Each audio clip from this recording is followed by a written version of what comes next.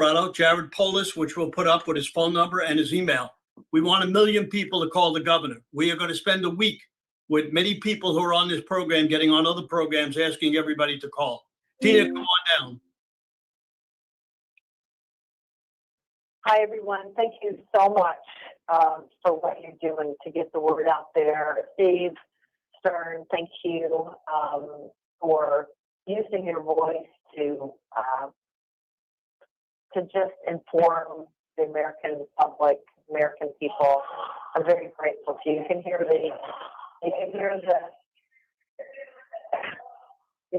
the prison loudspeaker in the background. With all that's been done to me because of this criminal regime that you guys know all too well, it still confirms our resolve and our fight that we have to keep fighting. I have more resolve than before. I have complete confidence in our legal team. They've risen above what any legal team that I've ever seen has done. I mean, they've really not only been effective and efficient against these criminals, I guess I would call them, that have put me here.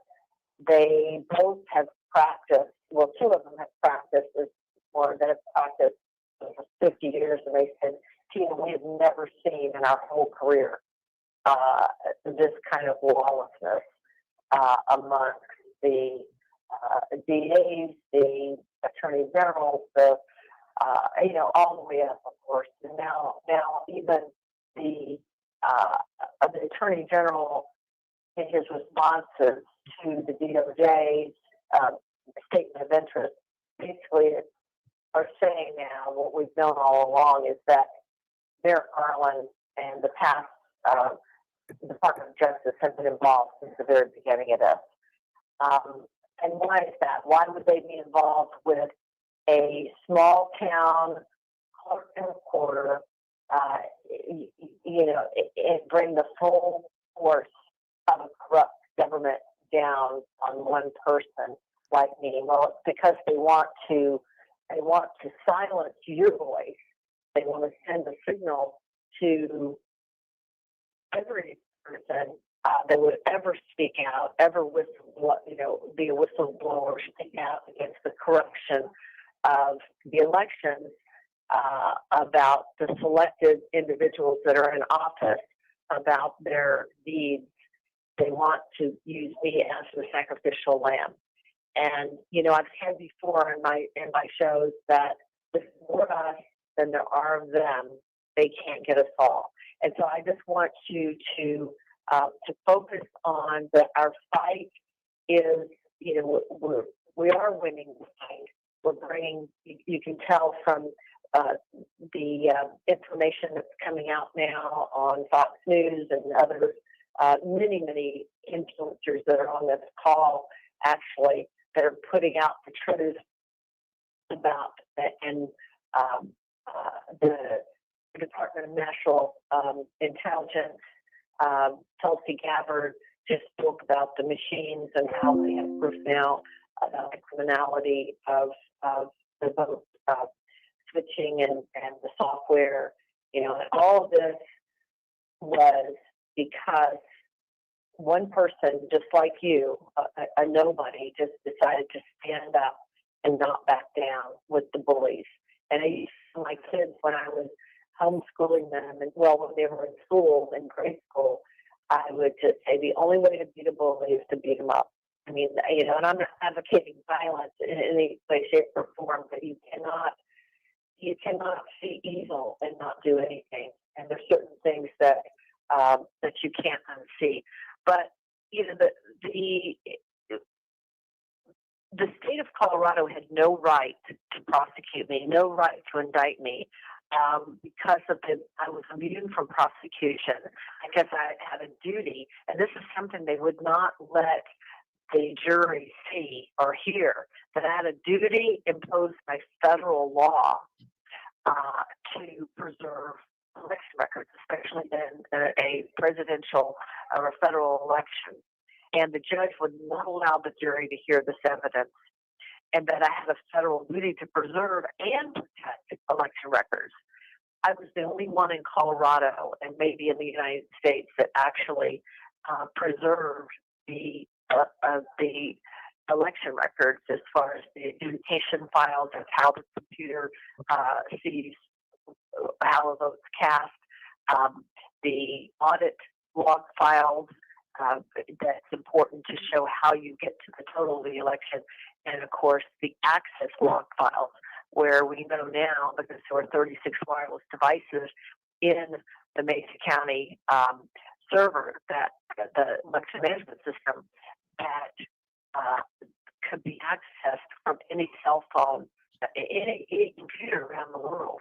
And we know that this extends to Serbia, the Venetian there, it's to Venezuela, to, all around the world. This is not just a Colorado thing. It's not just a United States thing. This is a global, and that's why they've had to come down so hard on me, putting me in prison for 9 years. But I want to let you know that God keeps me, and all the prayers by all of you out there and the support. You can always reach out to me at tinapeters.us. There's the American Project that I appreciate any legal funds that you want to contribute there, and that is a link on my website as well. I'm very grateful to people like Patrick Byrne and, of course, I said our legal team and the American Project for all they've done.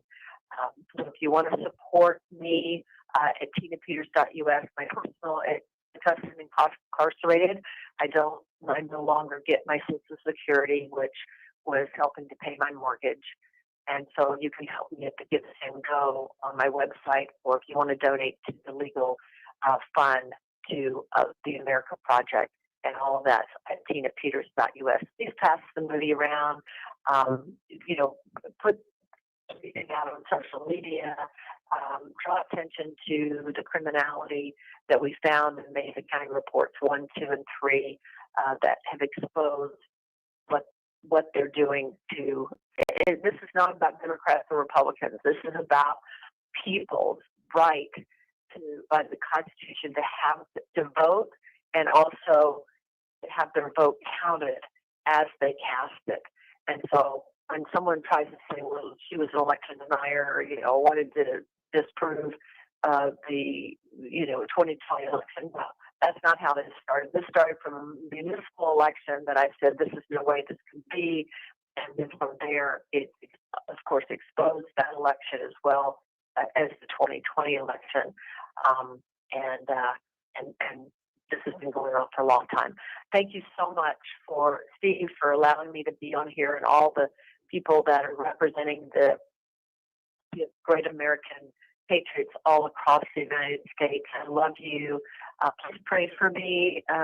Prison is never a place I want anyone in this listening audience to go. It's a very bad place to be, but I consider it my duty and my privilege to do this right now on behalf of the American people, and pray that the justice will prevail and I will be out soon. But I love you guys. Thank you again for doing this on behalf of me, on behalf of the American people, on behalf of getting the truth out. And as you know, the truth does matter. Thank you. God bless you guys. Thank you so much. Thank you very much, Tina.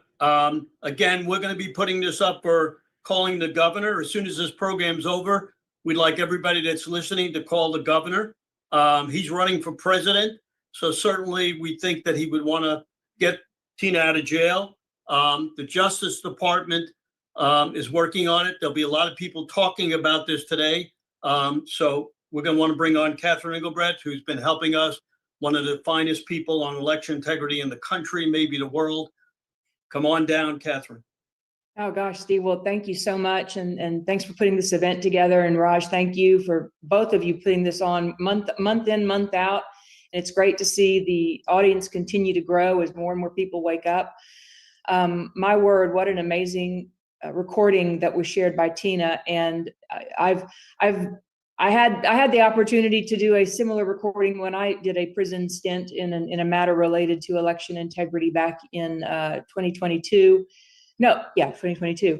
But it was not anywhere near what Tina is going through now. And I can just envision, though, her speaking into, at least where I was, you had a little tablet you could speak into that could then project out like we just heard on the video. And what she is going through, friends, is we should not take it lightly when Steve asks us to call the governor and have your voice heard, because this needs to be brought to national attention. Tina is being unjustly incarcerated, and it's an outrage.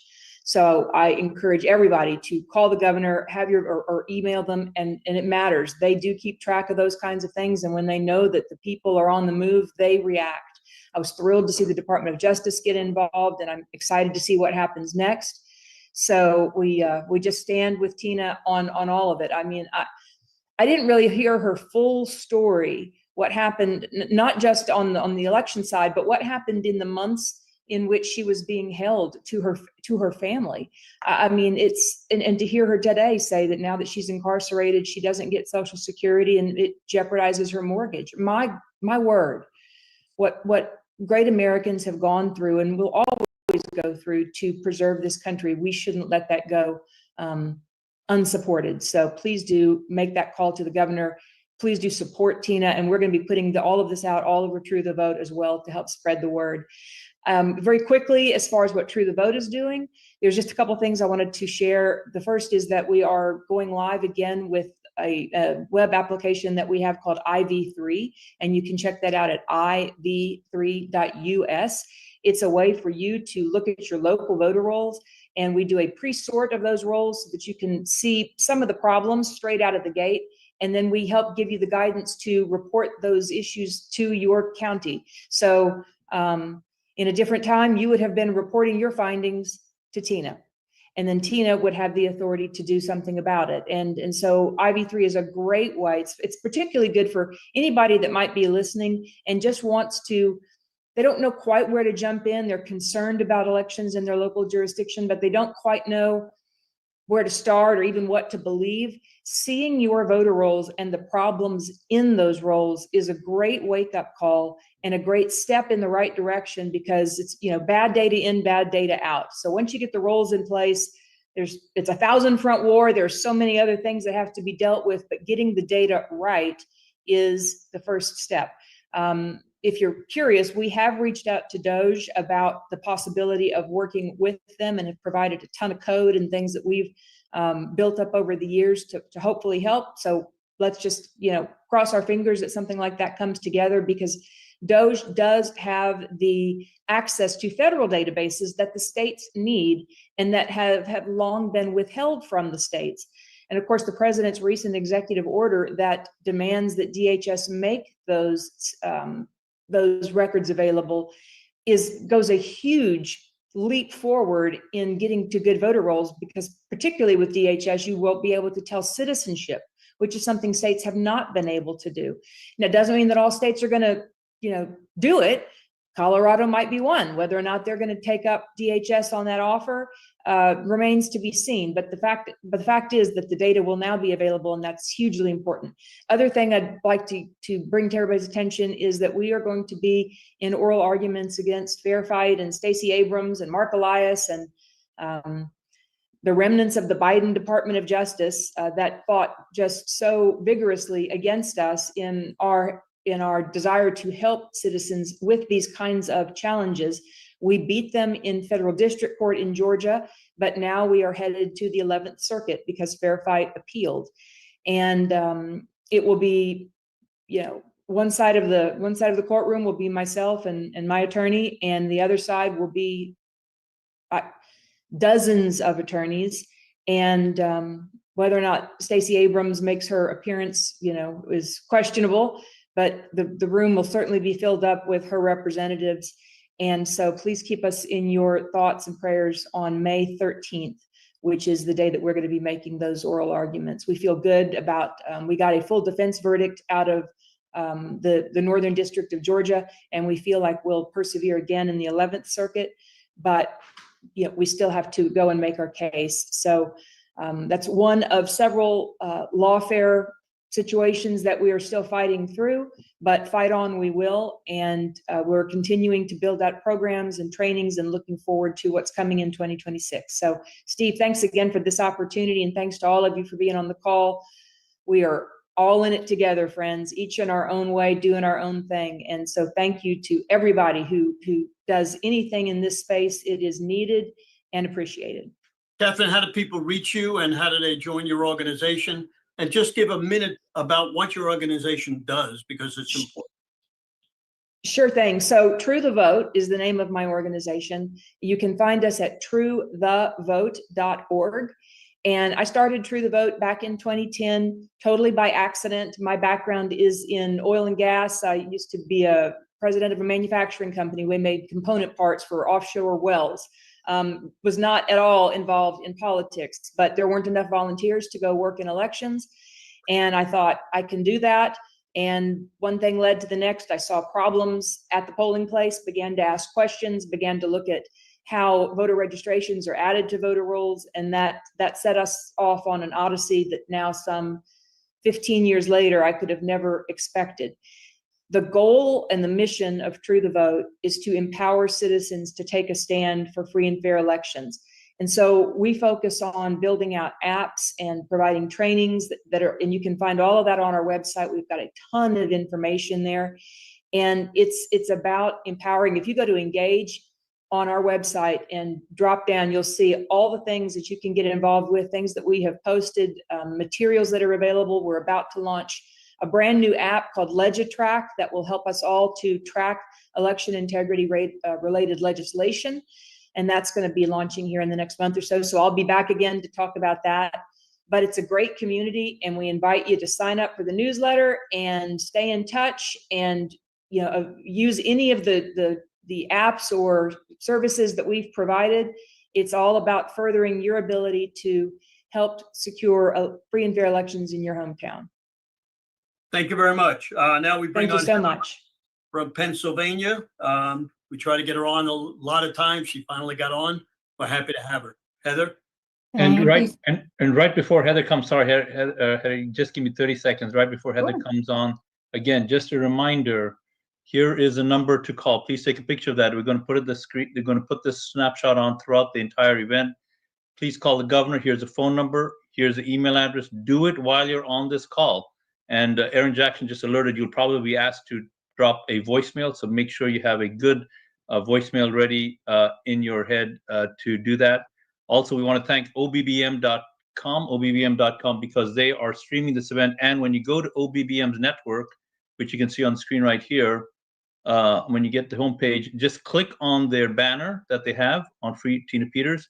Click that, and you will see all the videos that Steve Stern and the team have procured. All of these people, you probably know a number of these people here. All of these folks are urging you to call the governor. So please take advantage of that. Share this with people in your life. Heather, thanks for allowing that announcement. Back to you. All right. I'm going to share my screen. I think I should be able to do that. Absolutely. Just click the share button on your there you go. Perfect. Okay. And we can see your screen. All right. And you can see, so I can't really see at the moment, but it says why we all should care about district election boards. Excellent. And we just lost the screen. So if you want to just repeat the share, but share your screen, not the application, then it'll stay on. So just repeat the process. Just click share, and then on the window that comes up, click share screen, not share application. Click share. All right. And when you click share, you'll see another screen come on. Just click share screen. Good. Okay, we can see your screen. Perfect. All right. Wonderful. So hopefully you can still see, yes? Yes, I can. Excellent. All right. So I just want to talk for a few minutes today about something that is specific to Pennsylvania, but hopefully can make the case for why everybody, all of us across the country should care about this. So for starters, Pennsylvania, as I'm sure many of you know, is the largest of the swing states. So generally people care about Pennsylvania during a federal election cycle. But Pennsylvania is unique in a couple of ways, but relevant to today's conversation is Pennsylvania is unique because all of our precinct level election workers are elected, right? So every 4 years, we have the opportunity to elect people who run, who file petitions to run for judge of election, minority inspector, and majority inspector. Some of the other positions in the polling place are appointed or hired, but the three most important ones are elected, and that is unique to Pennsylvania. So what is a judge of election and why does anybody care? Well, the judge of election is the highest level precinct election official, and they are responsible for essentially all aspects of administration of elections in the polling place, opening and closing, resolving any challenges, reporting election results, etc. An election inspector, on the other hand, are sort of second in command. There's a majority inspector and a minority inspector. They are not related in any way to the party of the inspector. So it's just the person who gets the highest number of votes is the majority inspector. The person who gets the second highest number of votes is a minority inspector. They can be from the same party, and their job is to check in voters, confirm eligibility. And importantly, the minority inspector is the person who retains a copy of original election documents from the precinct. They have to keep them at their home for 2 years. Now, there is no requirement for party parity in Pennsylvania. So in a lot of places, Arizona, Michigan, and so on, you have the opportunity to have people working in the polls who are of different political parties, or you can have poll challengers and that kind of thing. There is no legal requirement for any county to have representatives from both of the major parties in Pennsylvania. So this ability to elect people takes the place of that. Now, why should we care about who's operating these local election offices? Well, for starters, generally speaking, I think that we should all care about this because we want, fair and impartial folks operating and administering our elections. But why do we care now? So I think that these positions are so important right now for a few reasons. First of all, President Trump issued the first of what he said will be several executive orders related to elections. The one that he did issue in March has changes to the VVSG, puts funding under FEMA. Last week or 2 weeks ago, the SAVE Act passed out of the House that very well could make it out of the Senate. And then, of course, you heard, I'm sure all of you heard Tulsi Gabbard's statement about the voting machines. So for starters, let's look at the SAVE Act. The SAVE Act requires documentary proof of citizenship prior to registering in federal elections. And it also requires states to remove non-citizens from existing voter rolls. So if you're thinking about like your first federal election after the SAVE Act, God willing, takes effect, somebody's going to have to be responsible for making sure that everybody who's on those voter rolls has satisfied the requirement for proof of citizenship. So if the SAVE Act passes, we're going to need help there. This executive order, just want to highlight a couple of things in there that will impact potentially the administration of elections as well. So Section 4 amends the VVSG2 to eliminate or instructs the EAC, I should say, to amend the voluntary voting system guidelines to eliminate barcodes and QR codes. Within 180 days, consider rescinding all prior certifications.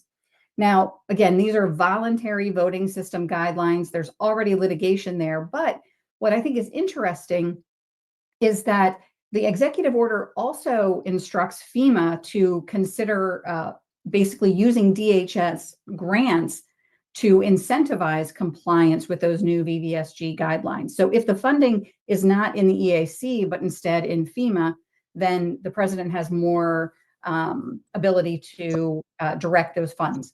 Section 6 requires the DHS and the DOJ to prevent non-citizens from accessing equipment or any relevant materials used in federal elections. So if that happens to apply to the manufacture of election equipment, then there's a lot of stuff. There are a lot of election systems that have component parts made outside of the United States. So it's possible that those would no longer be usable, which could lead to hand counting paper ballots. A lot of people are very supportive of that. And if that were to happen, who is going to be counting those ballots? And then, of course, the DHS has to assess the security of any systems that are accessible online. Just for fun, I'm going to play Kelsey's comment here. Of how these electronic voting systems have been vulnerable to hackers for a very long time and vulnerable to exploitation to manipulate the results of the votes being cast, which further drives forward your mandate to bring about paper ballots across the country so that voters can have faith in the integrity of our elections. Thanks to your leadership. All right. So ultimately, changes are coming. And so we have to have conscientious election officials at all levels. These changes are likely to impact at the precinct level election administration. And of course, we are very concerned about who's counting, right? I mean, you've all heard those quotes. So in Pennsylvania, these vacant positions will be filled by appointment. So if we don't get people to run, they will be filled by appointment. So this is an urgent need for people to run for these positions in Pennsylvania, because again, if we don't have people run for them, the county election officials will just appoint people without regard to where they live or what party affiliation or what their interest is in election administration. The next opportunity to run after 2025 will not occur until 2029. So all of the judge of elections and inspectors who are elected in 2025 will serve in the 2026 federal election and in the presidential election in 2028. So you can imagine, if we are incorporating all of these changes to our election system, we need to have people in those positions who care about election integrity. And remember, there's no requirement for party parity in PA, so this is our only way to do it. So there are 3 ways that you can get on the ballot in November in Pennsylvania. 2 of those ways are kind of past, but right now we are still in the window where people can run a write-in campaign and win the primary and get their name on the ballot. Unfortunately, most judge of elections or inspector of election candidates will run unopposed. Right now, with less than 30 days before the primary election, there are some counties that have 60 or even 70% of precincts with nobody running. No Democrat, no Republican, no independent, nobody running. This is really an urgent need. Many candidates will win with just a write-in campaign. In most precincts, if you're successful in that write-in campaign, then you will win in November because you will not have any opposition. There is training and support available for anybody who is interested in doing. It's a very simple process. You know, we can give you step-by-step how to run. We have resources available for anybody to, first of all, to learn about election administration. So all we need right now are not people who are experts in election. We need people who are willing to serve in this role. And so for anybody everywhere, if you know anybody or any groups that have, chapters in Pennsylvania who would be willing to help us identify people, you can sign up. We'll send you information. You can scan the QR code or go to restoreconfidence.org. Importantly, right, we are asking everybody on this call to contact every group and every individual that you know in Pennsylvania. Make sure that they are aware of why this is so important, more important here in 2025 than it has been in any prior year. We can help people check which precincts in the county or counties have candidates on the ballot and which ones are vacant where they have nobody running. And then we just need to identify people willing to serve. We will make sure they have all the resources they need, all the training that they need, and then we'll make a plan for election day. As long as somebody just makes the decision to do this, they don't have to notify anybody that they're running as a write-in candidate. If they show up on election day and get people to write their name in, that's all they need to do. 1 minute, Heather. 1 minute. We got, we're Yep, we tight. got it. Thanks. In addition to that, the folks at Citizens Alliance, who were the ones who did the PA Chase, are running this Joe 1000 program. They will support any candidate who takes their pledge and help them get elected, help them get win the primary, and help them win in the general. So again, please have people sign up. Again, this is a national call to action. All issues link back to fair elections, and these changes are coming. We don't know how many of them, but there, I think it's safe to say there are some changes coming. This is an opportunity for people to get involved and be part of the solution. There are a lot of people out there who like to complain about our elections. This is an opportunity to actually get involved and be part of the solution. And we need to be proactive instead of reactive. We need to take steps ahead of time so that the elections are fair instead of trying to react after the fact. So one more time, if you are interested or know anybody or just want more information to share with folks in your organization, please scan the QR code, sign up, and we'll send you more information. So thanks, Steve, for the opportunity to get that word out. You got it. Next up is Matt Meck. He's one of the leaders on the Tina Peters program. He's had many podcasts about Tina, knows more about it than most people, and has helped me quite a lot. Want to thank you. Come on, Matt.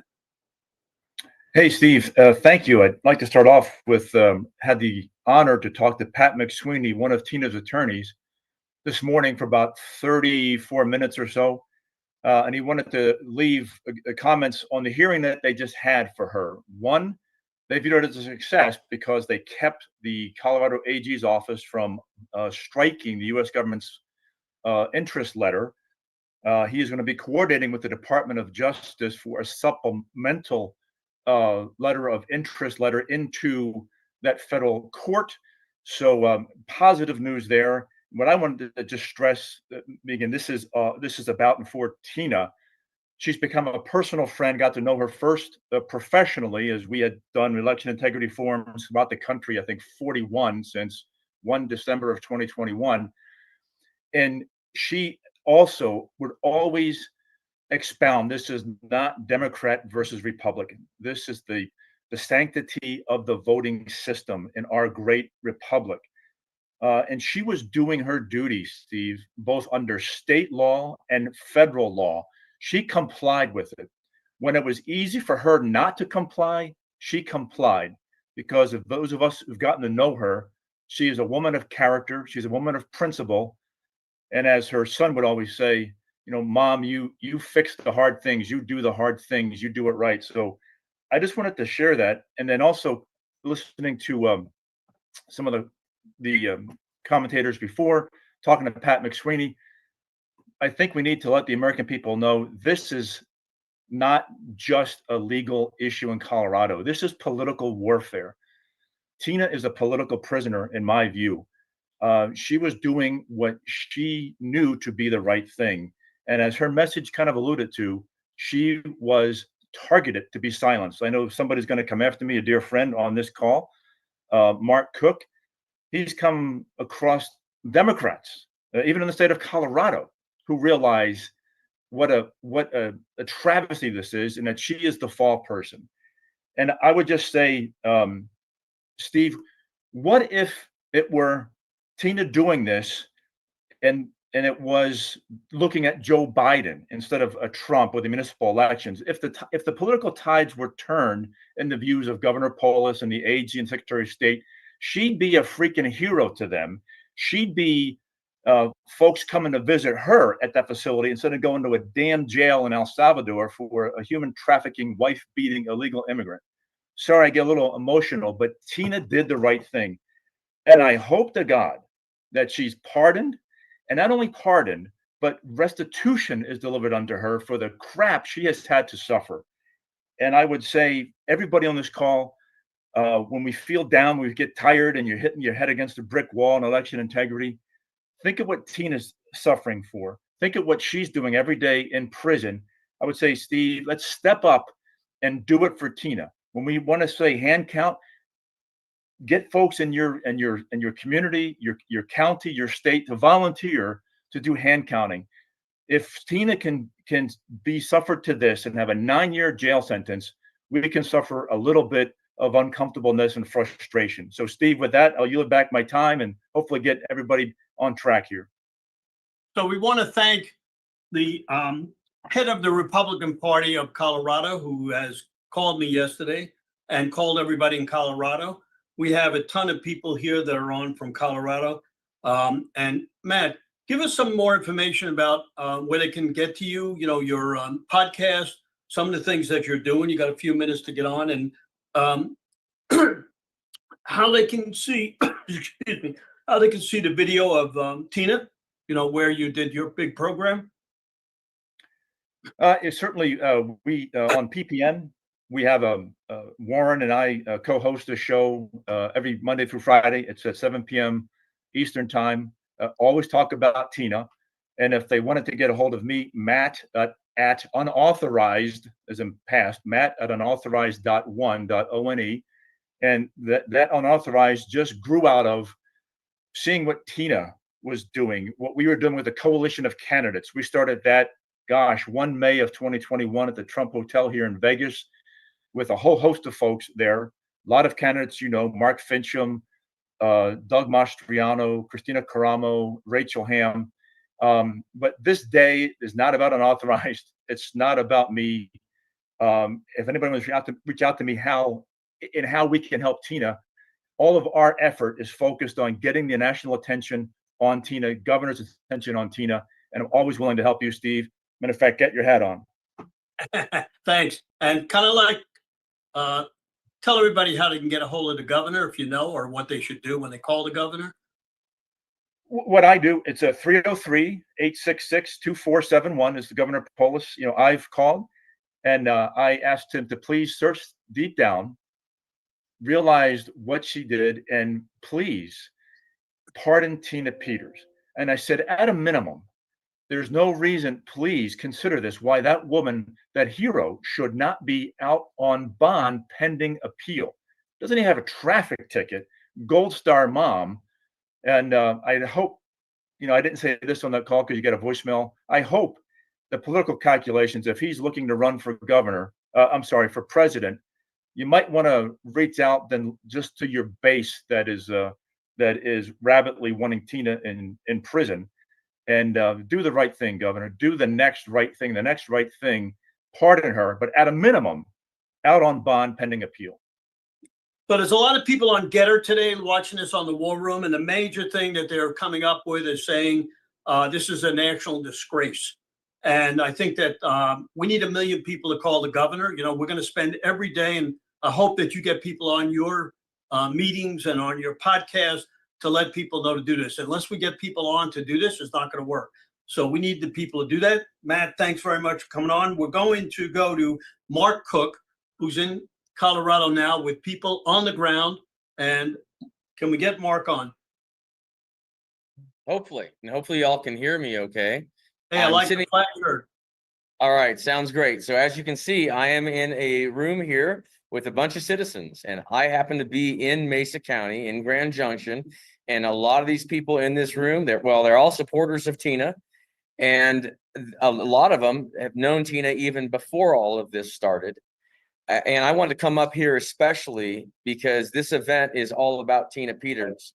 And I wanted to be at ground zero where Tina actually did all the things that we would expect any citizen to do, that we trusted to manage our elections, that when she saw something that looked amiss, that instead of just going with the status quo and allowing people outside her county to dictate what she does, she instead focused on what was important for the citizens of her county that elected her into that position to manage those elections. And when she saw some possible funny business, she took steps to protect the votes and the election system for the citizens of her own county.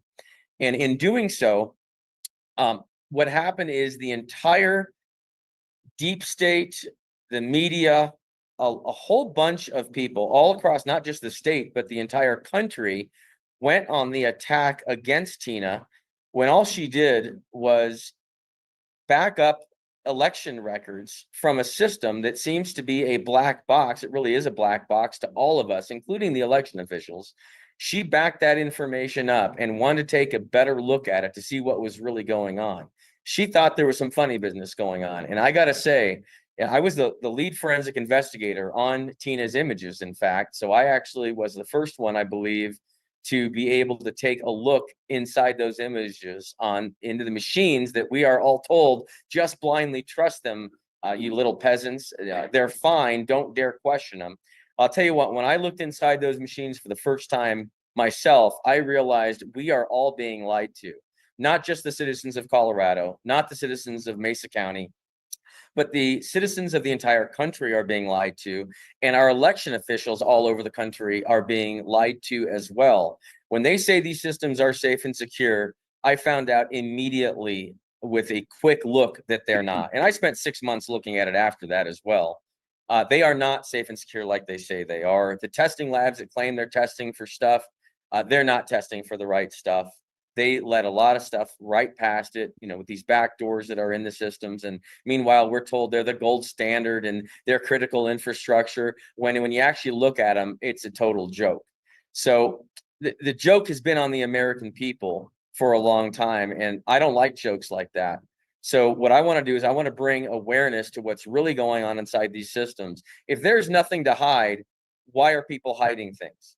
People with nothing to hide nothing. Yet when Tina wants to look into these systems and all of a sudden the full force of the federal government, the state government, and all the media immediately go on the attack, you kind of start to wonder why that is. What should have happened is an investigation should have been opened to get to the bottom of it. But instead, they went after the messenger. And I think that's absolutely disgusting that was done. And I've watched them systematically do that from day one all the way through to current day, even during Tina's sentencing, which if anyone hasn't seen that sentencing, I want them to watch it, because when you see the sentencing, it will finally click in your head on where we're actually at in this country. If you go to handcountroadshow.org, then go to Get Educated, down to Colorado, and then across to Tina Peters, I want every American citizen that is watching right now, and anyone that's not watching, I want every one of you to let them know, send them that link. I want everyone to sit and watch this 19 minutes of sentencing that Tina had to endure, because once you do that, you'll suddenly see the clear picture of where we're at.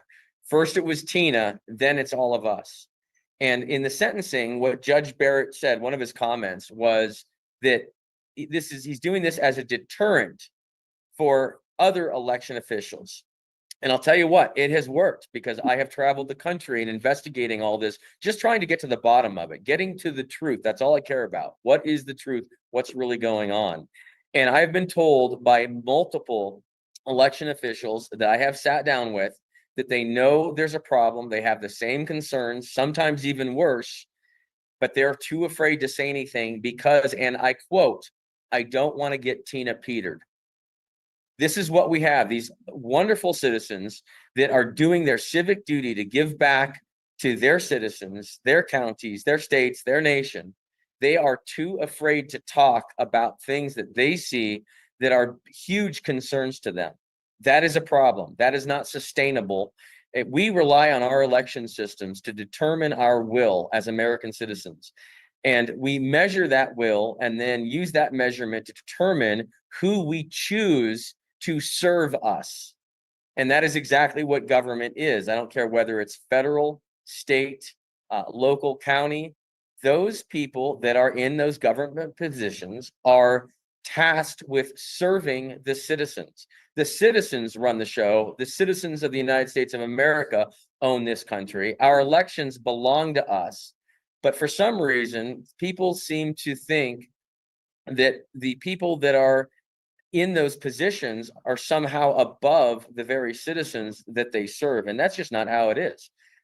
We need to get people realizing how this country was actually set up. And I can't wait someday to do my civic duty, to be a servant of my fellow citizens. And I will proudly do that. And like Tina has done it, I will absolutely stand up for what's right, no matter who gets in my face or what they try to do to me, because what matters is true freedom for not only us, but for our children and our grandchildren. So with that being said, I'd like to open this up because I think there are some citizens here that personally know Tina, and they are living in the very county that all of this went down, ground zero for the country, really. So what I'd love to do is, if you could, in my background here, whoever'd like to speak first, if you could come sit in this chair next to me, come on up here, have a seat, and talk for a minute or two. And I'd like you to let everyone listening know what you feel, what you've experienced in this county, et cetera. So don't be shy. Someone come on, sit in this chair, and let's hear from you. And if we got 2 or 3 people, let's do that, because this is an opportunity for people to hear directly from these citizens. So introduce yourself and go for it. Thank you. My name is Doug Bryant. I've been a Mason County resident for almost 50 years. Speak up so they can hear you. We witnessed Tina's quest for the truth. I mean, she didn't start this on her own. She was asked to do it because other people noticed something wrong. She could have backed off. She was told, as a matter of fact, if she would back off, it'll all go away. What the amazing thing to me was the absolute failure and the cowardice of the elected officials in this county to follow up on what she had found. Instead, they turned on her.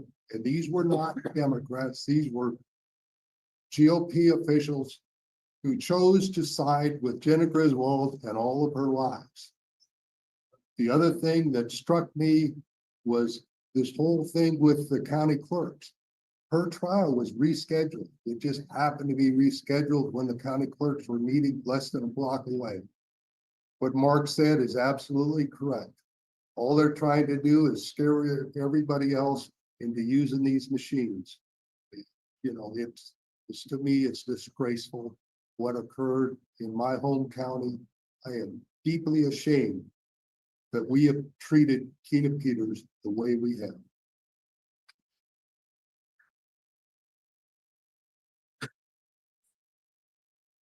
All right, next is coming up right now.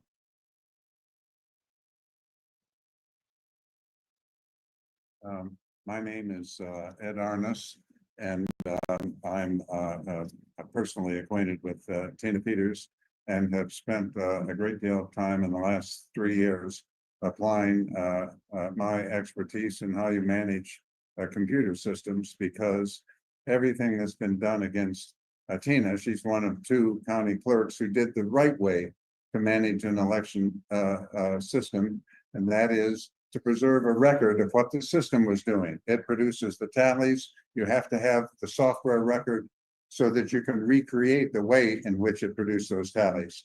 Tina realized that data was going to be overwritten and destroyed.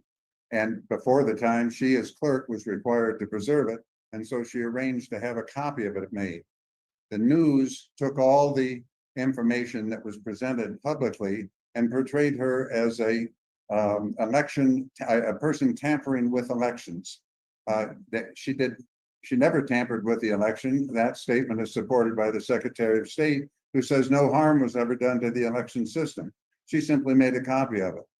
The proof that the legal system went after her is that none of the charges of which she was convicted have to do with the election, taking the image of the election system, have nothing to do with the election system.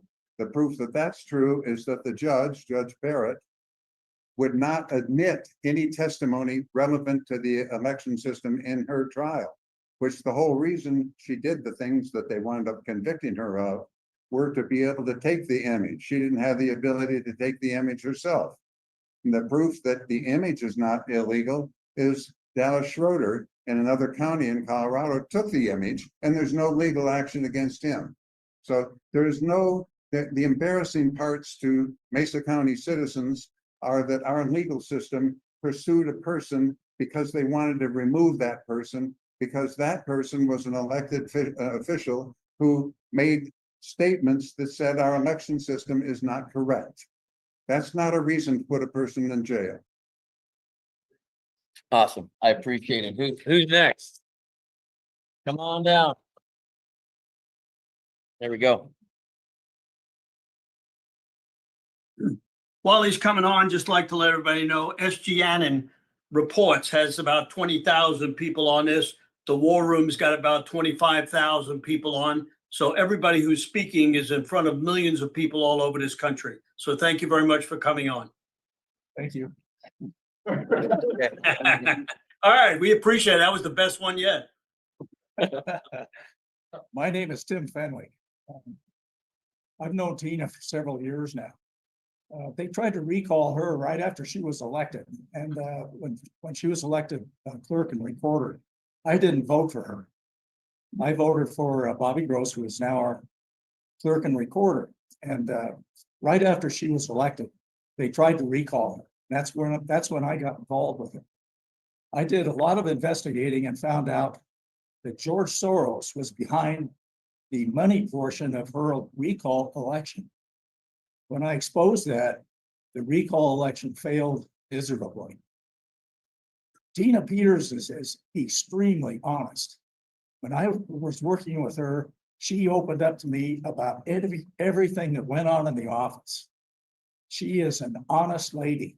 The reason she's in jail right now is simply because they are after us. They're not after her. They're doing the same things that they did to the January 6th people. They do not want clerk and recorders doing any more investigating work on the elections. They want it hidden. God bless America.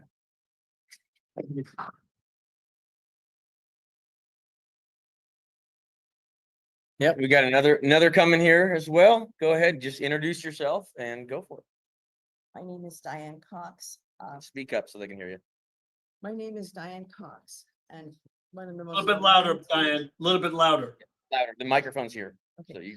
you're good. Just speak like normal. Just speak loud. My name is Diane Cox. The most alarming thing I've heard mentioned during her sentencing by Judge Barrett was that he was denying her bond because she was a threat to the community.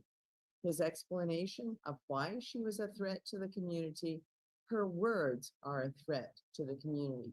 This is a total renunciation of our First Amendment rights to free speech. This should never happen to anyone, and especially to Tina, who is standing up for our voting integrity. Okay, absolutely. All right, who's next? All right, so let me, I'll just hop over here real quick, so it'll be easier than moving the camera. So if anyone else wants to say anything, please just come up, tap me on the shoulder, and I'll eat some time up. But I do want to share this with people. If you go to that handcountroadshow.org website and you go to that same link, Get Educated, Colorado, and then Tina Peters, there's 2 videos there. One is her sentencing video, that 19 minutes you definitely need to watch. And right below that, and I don't know if Steve, you can pull that up, right below that is a clip of Gerald Wood's testimony in that trial. And Gerald Wood is actually the first guy that Tina hired to take those images. He told me, I actually met him out in South Dakota at the Lindell Symposium. And I was in the red team room, which is, I was there the night before essentially to look at those PCAPs that Mike Lindell had been talking about. I wanted to examine those packet captures. But fast forward the next day, I'm in there in that room with Gerald Wood. So he was there at that event. He told me that he was in on the planning to take the images of the system to protect the data and preserve those records. And he had worked with Tina to coordinate all that. He told me that to my face, literally 1 foot to my face, right in front of me. And he even asked me for a Faraday bag to put his phones in because he was concerned if he had to travel back to Colorado, he was concerned that, something might happen to his phones or whatnot. So yeah, it's right down there at the bottom, right? Keep going down. You'll see Gerald Wood perjuring himself in trial. So Gerald Wood told me he was in on the planning. Then in the trial, how interesting. He claimed he had no idea and that he didn't know Tina was going to take his identity, and he claimed that Tina stole his identity and, you know, put him and his wife through all this stuff. And I'll tell you what, Gerald, you are a downright, absolute perjuring liar. And I have no idea. There's the little rat on the right side of the screen. And he's not here, is he? No? No, shocked. I'm shocked. So I'll tell you what, I think, Gerald, you need to come clean. You need to be honest with everyone about what your role was and the fact that you perjured yourself in that trial, and your perjury actually affected where Tina is right now. How dare you do what you did, you little freaking coward. In fact, if you'd like to talk to me while I'm up here in Mason County, I would love to talk to you to find out what the heck was going through your mind. And this whole thing about you don't know who Trebuchet is, that you don't think you're Trebuchet, which was, it was a name used in a Signal chat, who Trebuchet is Gerald Wood. You know, I've got the evidence. I know you're Trebuchet. You know you're Trebuchet. You just decided to lie to the world. And if you think your lies are going to be ignored, you are in for a bit of a surprise coming. So what I would recommend you do is come clean and be honest, because that's the best possible path you have right now. And you got to live in a town full of people that are all about to know what kind of a lying scumbag you are. Yeah, money for doing. Yeah, and I don't know if there's paid money, but maybe there is. You know, maybe people will start looking under these rocks. So would anyone else that actually knows Tina like to say a couple closing words? Could you ask how many people will call the governor after this show we have? Can I see a show of hands? Probably everyone. I think everyone. Let me get this all zoomed out here. There we go. And I'll So try to. we need 1 million people to call.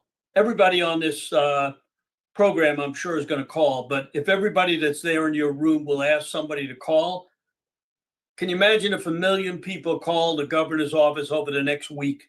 He's going to get the message. And, you know, we're doing this program just to have that happen. So we have a few minutes. We're waiting for Mike Lindell to come on. Yeah. Well, I'll wrap it up real quick here. Let me just find out if he's on. Hang on one second.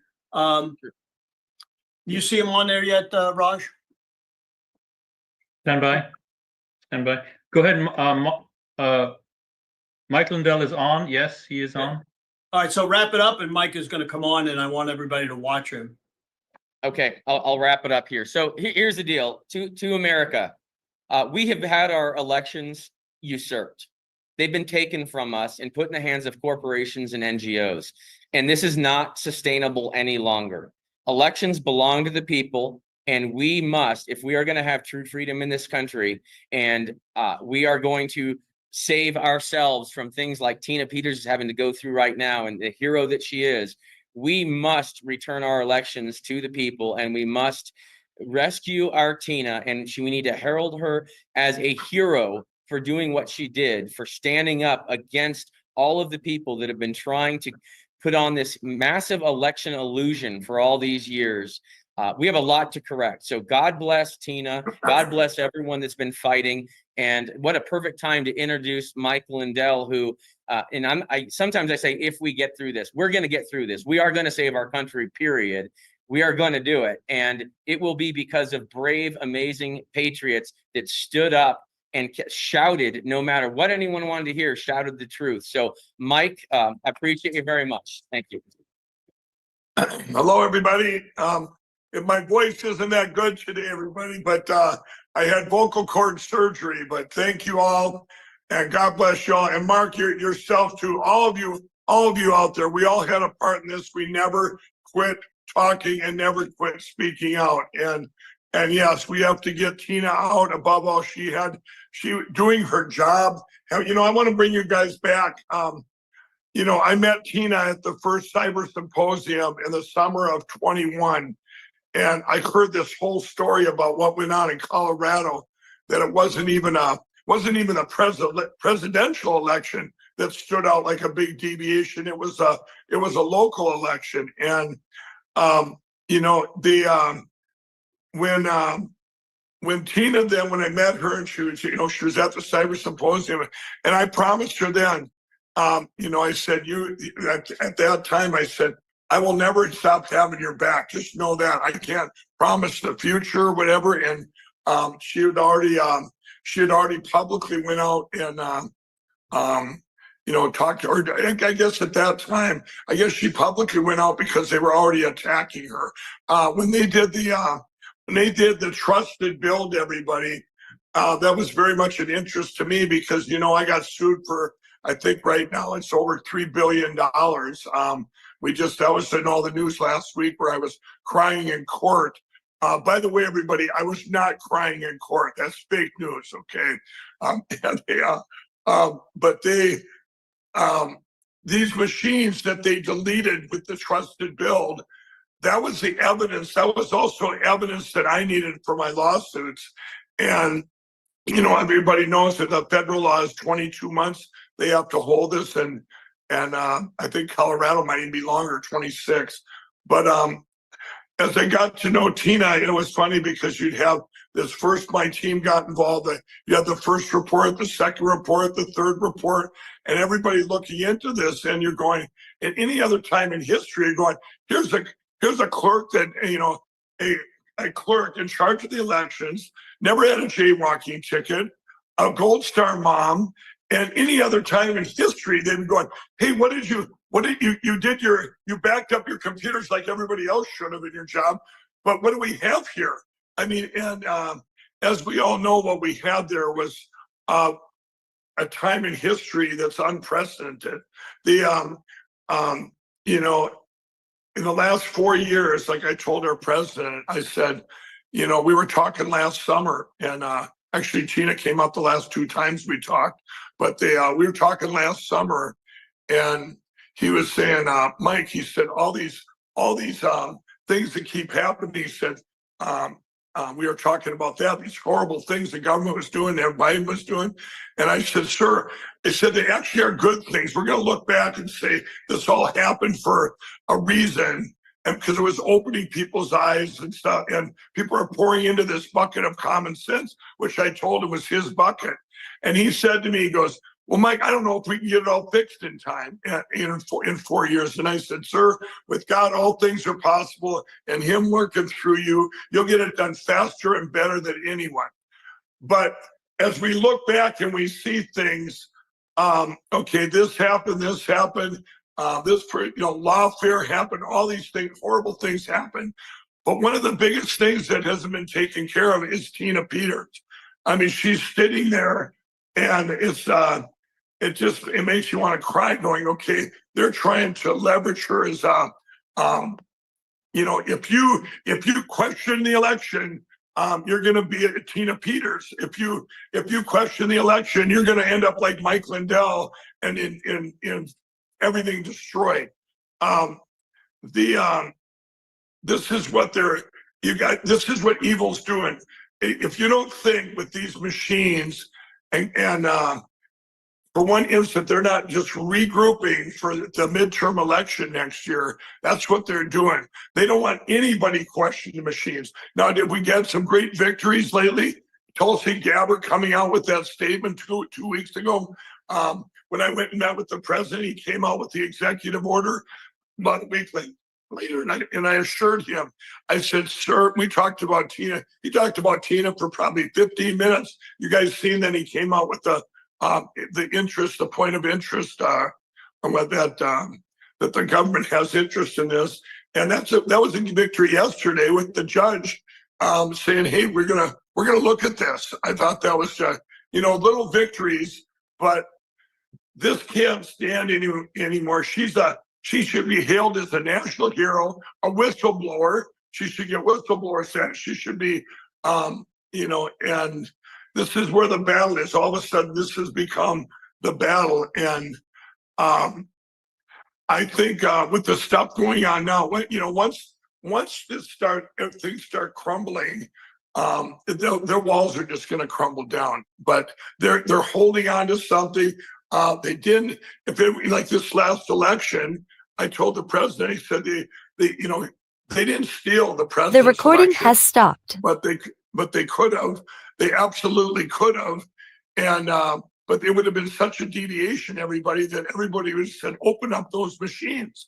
And instead they stole four senators, 9 congressmen, and they're going to wait until the next election here. So by getting Tina Peters out, it's a loss for them. They're going to, you know, we have to do everything we can. I know we're doing it right now. We have another team of lawyers. We have LindellPlan.com. We're going all in. If anybody wants to help out there, we have a team of lawyers where I just talked to my team a few minutes ago. I was texting them before I got on. But everyone's got to do their part to get her out. We've got to have a voice. One thing we have now that we didn't have then, everybody, is we have a much bigger voice. We have a much bigger voice. Am I frozen? No, you're fine. We can see you and hear you. Oh, okay. But we have a voice. You guys, Mike, you may be frozen on your end. yeah, okay. But you guys, I'm telling you, is what we have now that if this was 4 years ago, we would have no chance of getting her out. I think we'd be all praying like we did, like the J6ers. What could we do then? We couldn't even get the word out about them because the media kept it down. The media put out their false narratives. You know, the J6ers are this, or, you know, Tina Peters did this illegal. She did nothing illegal. What we have now is our voice, and we have all these media platforms. I have my own Lindell TV. We have all these social media platforms that have sprung up. We've got to get the awareness out there. Steve, you've done such a great job here of getting the awareness out. That's the number one thing that we have now for pressure. We didn't have the pressure back then to do anything because we didn't have. You think you're going to go on Fox News? They're going to talk about this? Never. I mean, never. You're not going to get on Fox News or the Newsmaxes of the world. Tina should be on. They should be talking about her every night and demand that she gets out. But we're not. But those two were gone a long time ago because of lawfare. With the fake news media, they're not going to talk about it at all. They're not even going to attack it right now. So it's up to us with all of the platforms. And I encourage, if you guys have Getter, Gab, True Social, Vocal, even Suckerbucks, Facebook, Twitter, or X now, get it. No matter how many followers you have on each account, share this out. Share this out. Share the word out. Get it out everywhere. The whole country needs to know about this biggest travesty that we've had, the manifestation. I mean, you can't even wrap your head around, and then you see them. Hey, we should, this person sent to prison here. This illegal should be taken out. They're worried more about illegals than hear this Gold Star mom. It's just a status thing, and I just encourage everybody to do everything you can do personally to spread the word. It's all about getting the word out and getting the public demanding this, because we are working from the top down too. I'm going to be meeting with the president next week, and I'm going to be bringing it up again.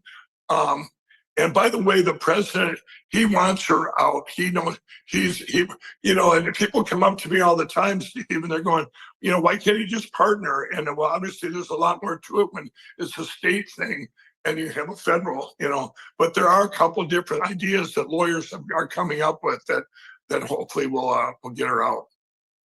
Mike, so a couple things. Did you see the first 9 minutes where Tina got on?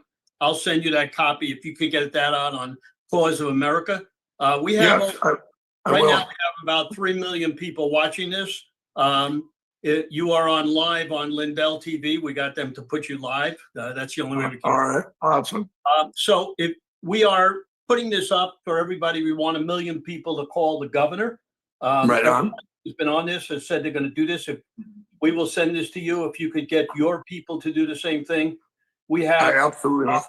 We have many stations. OBBM is helping us. Lindell TV, your TV, Patriot TV. I saw you on the War Room today. He's helping us. But I would like to tell everybody here while you're here, I know you got to leave soon. I've been in business 71 years, and I sold pennies for 44 years, and the same thing happened to me that happened to you. And I want to let everybody know, we don't get any advertising for this, but if everybody would go to mypillow.com today and help Mike, because Mike got knocked out of 60 to 80 box stores, like I got knocked out of box stores. And I know what it is. And the funny thing that happened to me, and I know you're in business with your son, my son came to me and he said, Dad, don't worry. We have a flag shirt. We're going to go to everybody in this country and we're going to sell them a flag shirt. And that's how we got it. We did something else. We walked away. So everybody buy a pillow today. If we get 1 million people to buy 1 million pillows today, that's 1 million pillows. Mike Lindell is one of the most wonderful guys. I'm going to tell you how I met him. I called him up cold and I told him that I loved his towels. I don't know if he remembers this. And he said, well, why did you call me? And I said, well, I'm going to talk to you about precinct strategy. And he said, do you know what precinct strategy was? And he said, no, let me get one of my girls on. We talked for a half an hour and then he put me and Dan Schultz on the program the next day. And that's what started precinct strategy. He endorsed it. So we love Mike Lindell. Mike Lindell has given everything in his life to make this country free. And when you see the president, tell him that there's people out there that need to get to his people to let him know what's happened in the election integrity, because we do this every 2 weeks. And it started when I saw him 2 days before the last election. And he asked me what I thought about the 2024 election. And I got involved in this, and he actually endorsed 2 of my candidates 2 days before the election. So I know he's a wonderful man, a wonderful president. Yeah. When you speak to him, and I told you this before, we need to get the grassroots involved with him a little more, because we got to get this election integrity, election security done. And you know it as well as I do. So I know you got Absolutely. last minute.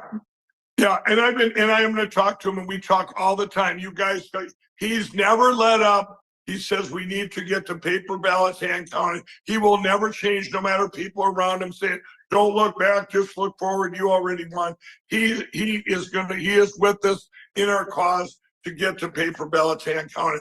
I do want to say, I want to thank you, Steve, for bringing up my pillow. You guys, we are being attacked now worse than any time in the history of the last 5 years. And you've probably seen that all in the news. I didn't cry in court and say we're ruined. I said lawfare is ruining us. I wanted you guys go ahead and use promo code Mike. Just use my name, Mike. And we have all these sheets that were supposed to go to the box stores. They canceled on us again this spring. So they're $25. We're closing out there. Any size, any color. We're doing split kings, $25 a set. And then we have a new energy drink that we just launched. You can go there and get your free 3-pack. No purchase necessary. I want you all to try it. No caffeine, no sugar, the healthiest energy drink in history, where I'm all about health and helping people. And so are my employees of my employee-owned company, MyPillow. So thank you for all your support. And you guys get behind Tina. I'm going to get this out everywhere so we can call that governor and know that the president is never going to give up on getting us to secure elections, which we've all fought for. And thank you all, and thanks for all you guys for all your courage and sticking up and never backing down. If it wouldn't be for all of you out there, we would have lost our country. I believe now we will not lose our country. Well, So we'd like thanks, to get, Steve.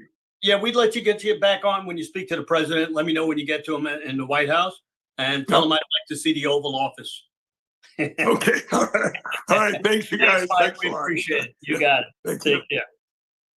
All right. We got one of the most famous guys coming down now, Greg Stenstrom, who's been on almost every program. The reason why he's on every program, because he is the king of Pennsylvania. There's lawsuits out there are phenomenal. And he has supported us throughout this whole thing. And he always helps me whenever I need him. Greg, come on down.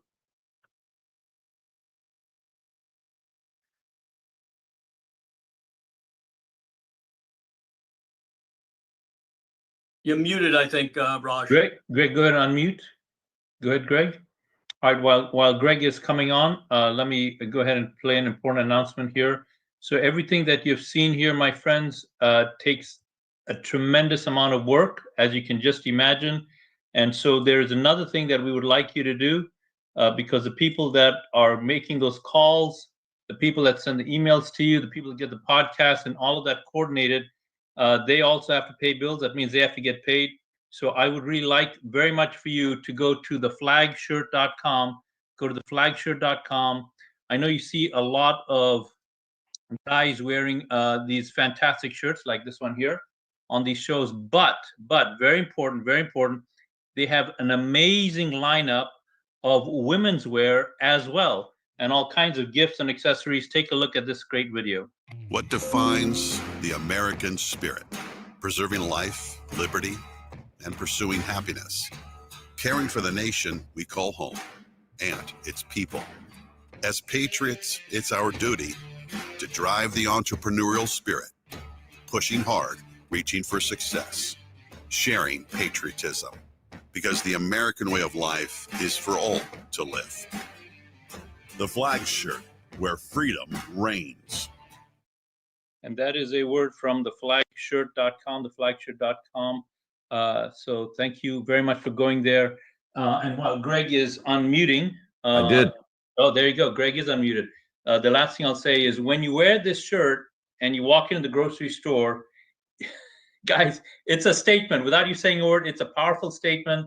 People love to see someone being patriotic like that. So it's a great encouragement to people that people are still bold and are proud of this country. Speaking of people that are proud of this country, Greg Stenstrom, you're up, sir. Hi. Hey, Raj. Hey, Steve. Nice to be here. It's tough. I didn't realize how tough it was to follow Mike Lindell. He's so expressive. Come after him.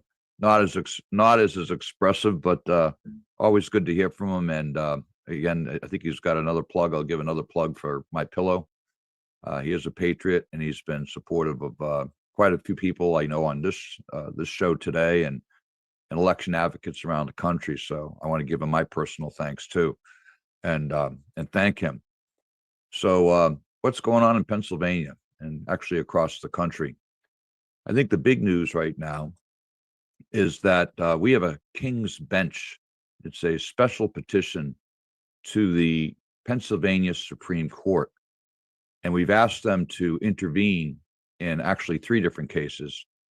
And the problem we're running into here is we have the evidence of election fraud. We have evidence of malicious activity to shape elections, to change elections, and to basically shape the outcomes of elections. And we've submitted multiple lawsuits at the common pleas level, Commonwealth level, Superior Court level. We've gone to the federal courts, the Third Circuit Court, U.S. Supreme Court.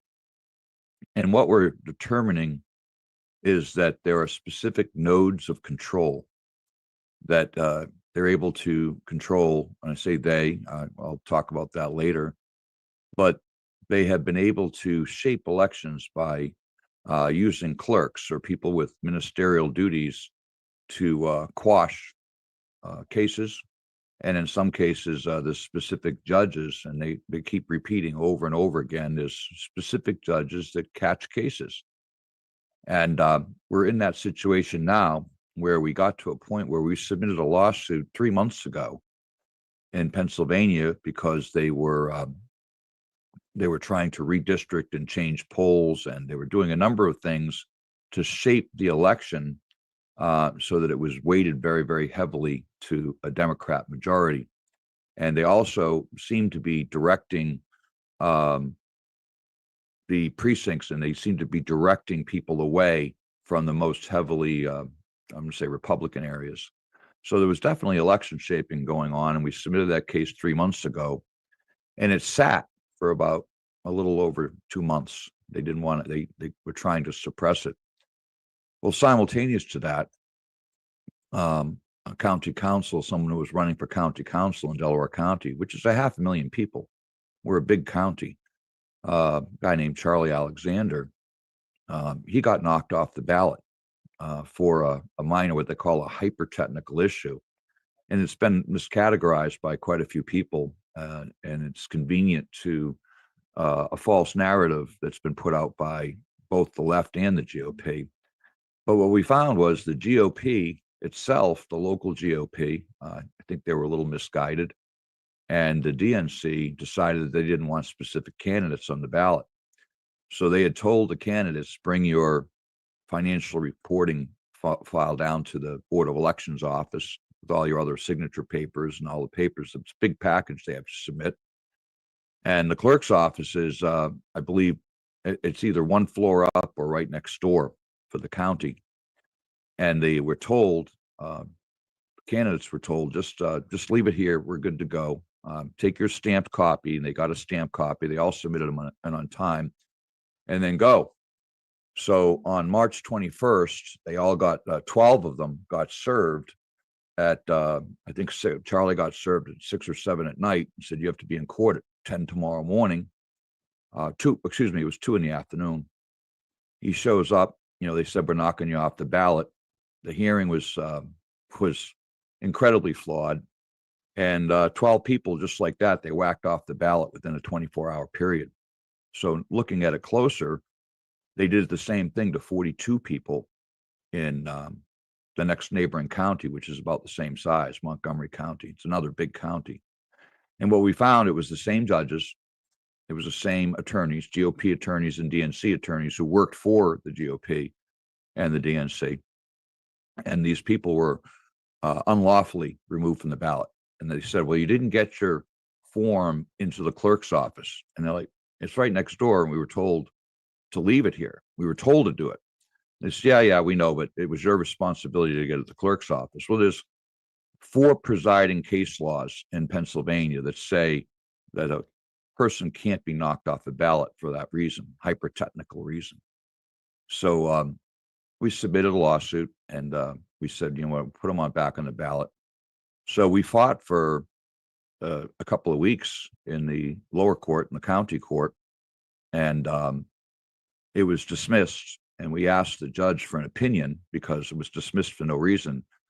And we asked him for an opinion 7 times, 7 different filings. They said, you guys are filing way too many filings. We've said no, we're not going to give you opinion. It's just an order that he's removed, and we don't have to give a damn reason. So we went to the Pennsylvania Commonwealth Court. They have been sitting on that case for 3.5 weeks, and they refused to act on it and refused to rule. All of the attorneys involved in the county and they refused to file briefs. So we went to the Pennsylvania Supreme Court with what's called a King's Bench and said, look, we can't get any justice here. We have a time-sensitive issue that's got to be solved within a few days, at the most a week. And we certainly have to do so before they start printing ballots and before they start testing machines and so forth. So what they did is they call it strategic mooting. And a mooting, they're saying, look, we're just not going to hear you. We're not going to hear about the 54 candidates that you want to get back on the ballots. Not going to hear that. We're not going to hear about the illegal redistricting. We're not going to hear about the fact that we moved all the polling locations, not all, but quite a few polling locations.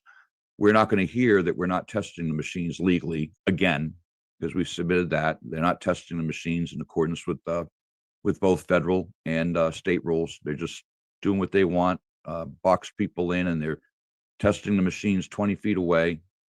People aren't allowed to bring in phones, cameras, and they turned all the machines away from them. So they're literally sitting 20 feet away from a little computer screen that's turned away from them, trying to observe elections. This is the nonsense that's gone on. Late last night, I got a call, and they've instructed that the judges of elections are not going to be allowed to do their jobs. Beginning the election, they have to count the ballots to go in, the number of ballots to go in the machines. They have to take machine count numbers. And they've been said, no, you can't touch anything this year. This is in Chester County right now, and I think in Delaware County. And they said, you got to put everything in the bag. You can't touch anything. And if you do, it'll be a federal charge and you'll be arrested, which means they can't verify the machine counts. They can't verify how many ballots in their boxes. And there'll be no record or no evidence of how many people voted or who people voted, and no oversight. What we're seeing here is it's a ideological impairment, an ideological. I said demented, but I would say it's an ideological driven thing to prevent this. So 2 days ago, after sitting there for weeks and then sitting there for days and not getting any response from anybody, no briefs, we get an order from a clerk, stamped by a clerk. It's a 2,100-page filing with violations of misconduct against the judges, criminal misconduct by the attorneys involved. It's a complete disaster. And we got a stamp from a clerk that says dismissed, it's denied. So a clerk decided that we're going to deny this case. So we immediately went back and we said, well, clerks don't get to put on robes.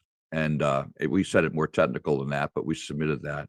So now we sit nearly 2 days later, and everybody's mum. Yesterday, we went into one of the cases, the lower court case, and we said, hey, we can't, the Supreme Court, we gave the court notice that while the Supreme Court has this case, you don't have jurisdiction, or at a minimum, you shouldn't act on anything until we hear back from the Supreme Court. Well, he said, well, we got that. It was denied last night. And we said, well, it was denied by a clerk. We've already told you that it's illegal. A clerk can't, deny a Supreme Court case in King's Bench. It's not how it works.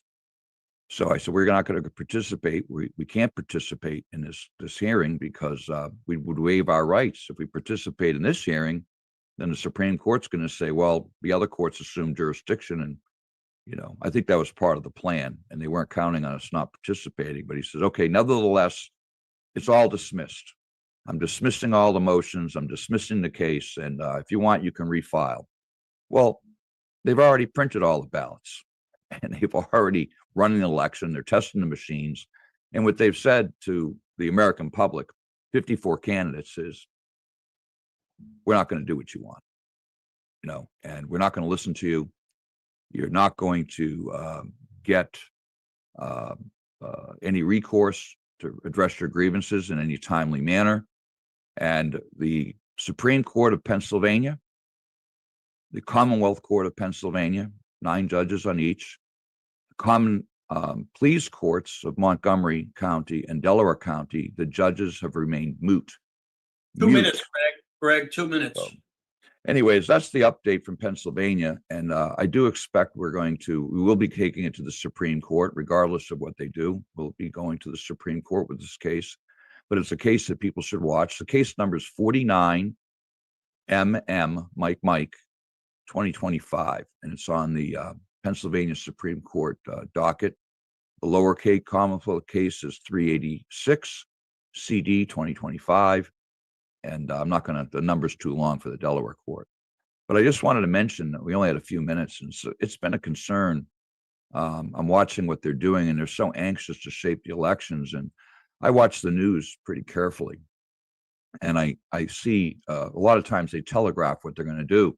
If anybody's watching the news, they'll see that there's measles outbreaks now. I think they had, 3 people have died, or 3 children have died so far. And I think that I don't think anyone would fall for COVID again and locking down the country again for COVID. But certainly the measles or some other outbreak would discourage people from showing up at the polls. So I see that as a problem that's happening. And there's a company that I put up on our website from very close friends of mine, a product called Immuno Profile. And it's Immuno, IMMUNO Profile. And they have a simple test that tests for 11 common tests, including the measles. And it's just a little prick in your finger. And what they'll do is they'll tell you what your immunity is. And I've taken the test myself. I was a little low on measles myself. But right now, they estimate that 40% of children in the United States are not, for a number of reasons, are not immunized. And 86% of adults have lower immunities than they should. Now, for whatever you feel about vaccines and so forth, what I encourage you to do is go to this Immunoprofile company. There's a test kit there. It's really reasonably priced. But I think if it's better to know. And I wanted to plug that. And the last thing, I appreciate that. I do think it's related to election security. We're doing the big fight here on the machines and all the problems that Mike's talked about, Mark and the people before me and the people after me are going to talk about. But I think we have to look at asymmetric warfare and asymmetric problems. And I see all the vitamin D, zinc, and I think Dr. Frank's on here, Dr. Jim. There's a bunch of people we know, and we'll get a lot of information regarding any attempts they make. But one thing I want to do is, lastly, is you can find me on www.patriot.online. There's a donate button there, and right now we have 4 different cases at very high levels of the court.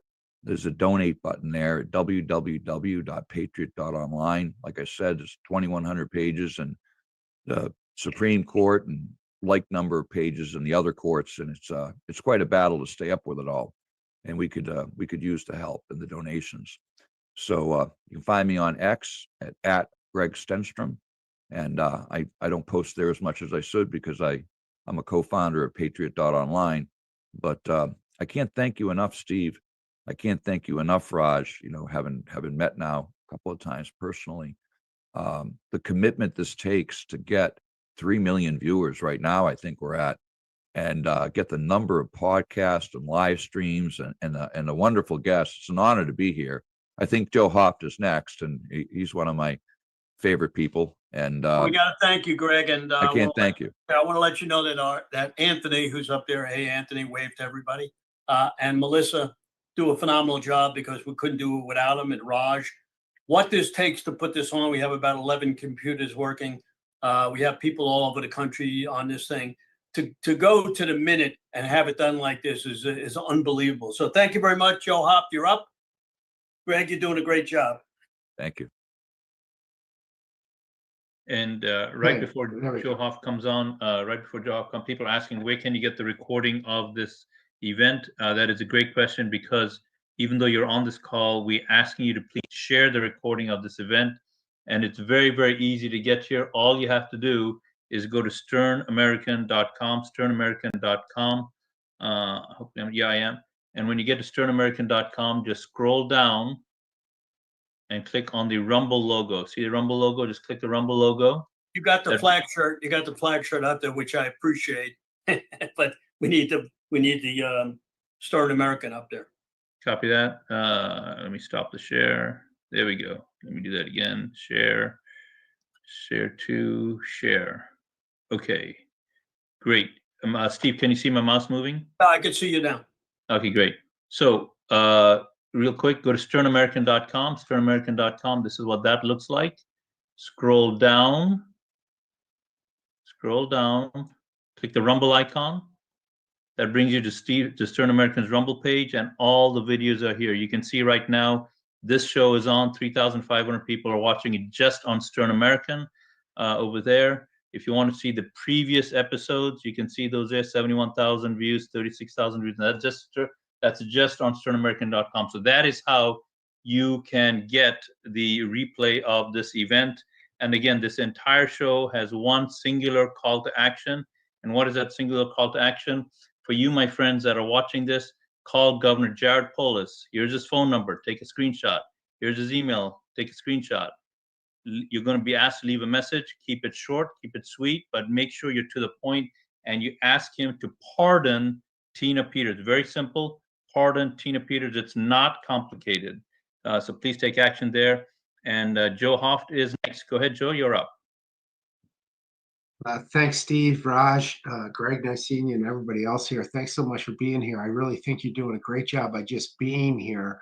And next step is like was just mentioned by Raj, make some calls, send some emails, and share this with your friends and family and anybody that you know that you think would be interested in supporting this cause. Let them know that we need to get a hold of this governor and these people in the state of Colorado, and encourage them to set Tina Peters free. We're not begging them, and we're not mandating that they do. We're going to encourage them that they do so, because this atrocity against Tina Peters has just been, for most of us, it's beyond anything we've ever seen in this country before. I think I can speak for many of us that we're just shocked with what we've seen over these past few years in this United States of America. and the actions that have been taken against our president, against our friends, against our family, against people that share the truth, like myself. It has been a nightmare what we've been going through. And we've got a month, or not a month, but hopefully in the next year, we're going to figure this out. We're going to get this election back in order, because if you can't replace the monsters that are in public office now across this country, in states where elections are absolutely broken, well, then you don't have a free country. You've got a communist or fascist regime. And I believe some of these states, and some of these states that are ran by these Democrats, they have made them just unbearable. It's stuff we haven't seen ever before in this country. These are real dire times. These are really, really important times. And I don't know how to share so much with you in such a short period of time, but this is really, really important. Raj, I was going to ask you, I put together a 2-minute video for Tina. I don't know if you have it. Are you able to share that? Okay, give me a minute to find it. Did you email it to me, Joe? I sent it to Steve. I'm not sure if Steve got it to you. That was the two. I didn't see it, Joe. Okay. Let me take a look. If you can keep going, Joe, and if you have it there, you can play it. You can play it, but let me take a look as well. Joe, could also you let everybody know how to get your newsletter? I get it every once in a while, but it's phenomenal. You do a sensational job on getting the news out, and it's very important. And also, let me ask everybody, I know, are you on X? Yeah, I'm on X at realjoehoff.com. There's a big piece we put up here recently, Steve, was involved California, where we've determined that 1 out of 5 voters in California is either this was in Orange County, the 6th largest county in America. 1 out of 5 is either a non-citizen, an illegitimate voter, or a phantom voter. We don't even know who they are. That's what's going on in these states like California, I believe Colorado, Oregon, Washington, New York, and other states. So again, we don't have elections right now, not in those states, and we've got to get this fixed soon before this country's taken over by the same methodology that we're seeing in these big, beautiful states like California. So I wanted to share a couple things, and yeah, let me know, Raj, if you get a hold of that video. But I was just going to share. That's fine. That's fine. No, Joe, if not, we can get it out, and we can get somebody else on that. That's fine. It was just 2-minute video where I was just really impressed by the movie Selection Code. When we talk about Tina Peters, when I saw her in that movie speak about how the FBI had destroyed her garage, had thrown her belongings across her garage, including that box from her son that she didn't have the ability to open because she'd missed her son so badly after he had died. And she grabbed that box and opened it up. I cried when I saw that. That's what Tina Peters shared a few years ago before she ever imagined that she'd find herself in prison. I wanted to share a couple articles that I put up. One was a piece that I received from a lady in Colorado. She had been communicating with Tina. Pardon me, Joe, for interrupting. Larry from OBBM just sent me a link to your video. I believe this is, and let me just put on the screen, just confirm that this is the one. I want to thank Larry also for everything he's doing to get us everybody up there. Thanks very much. Let's play that. Let's play that real quick. This is that selection code piece, if you can, Raj. If not, yeah, absolutely. And again, want to ask people to go to obbmnetwork.tv, obbmnetwork.tv. They're one of the latest companies to come alongside to push this event out. And here is Joe Hoff's video here that you were just talking about. Take a listen to this. Hey, this is Joe Hoff with the Joe Hoff Show and a good friend of Tina Peters. When I think of Tina, I can't help but think of that scene in the movie Selection Code where she tells a story about how the FBI raided her home and tore her garage apart and emptied this box of her child or son's belongings. I cried when I saw this. Maybe you'll remember this as well. Sandy, just people doing their job. And when I came back that night, and I came into the garage, I looked and there was a box. It was a box that had the effects of my son's that I had not been able to open since his death in 2017. Laying there on the floor, all disheveled.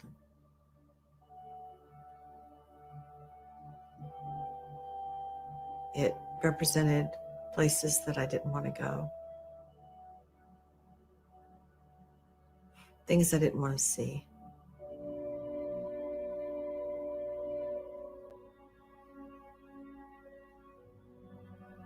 You know, that box is something that I don't know if I would have ever.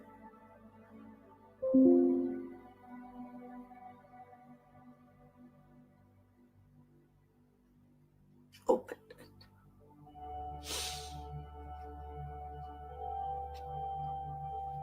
It made me realize that we all have boxes that we need to open. We all have things that we need to face.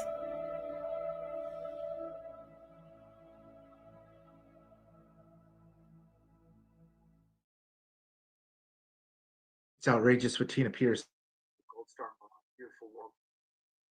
Thanks, Raj. I go on to just say this is just so outrageous what we're seeing with Tina Peters, and it never should happen in this country. This is not a communist regime, but it's turning into one, and we've got a lot of work to do. Contact the governor of the state. You've got the information. Do everything you can to reach out. I had a couple other articles I was going to mention real quick. One was I wrote a piece Tina Peters had sent me through a friend that she was saying, hey, if I die here in prison, it's not me. I'm not committing suicide. I'm not suicidal. A few weeks later, I received an email from a lady. She said, I'm really interested in that article that you wrote, Joe. I am Tina Peters' mom, and I'm 96 years old, and I am very concerned about her, and I want you to get that message to President Trump. We've done the best we can to do that. And this is what they're doing to her, telling you this is just the beginning. And when these people take over, if we allow them to take over, they will show no mercy for any of us. This is very serious. We've got to take it serious. And I thank you, Raj and Steve, for doing this, because this is a story that needs to be told. Thank you very much. So just to let you know, I just got a text that in Queens, New York, 6,000 Democrats in the last month changed to Republicans. That tells you something. So everybody on this call, let's call the governor. I don't see a lot of calls going in. I called over there myself during a break, and if a call goes through, that means it's probably not enough calls going through. So we're going to go on for a week, pleading with people to call. It doesn't take a lot of effort to pick up the phone and call. Everybody can do that. And if you have a family and they're great Republicans, ask them to call. This is all I'm asking you to do. I've done this now for 20 straight days, 6 hours a day. I've avoided my own business just to do this. So all I'm asking you for one favor, call the governor, Jared Polis, ask him to get Tina released.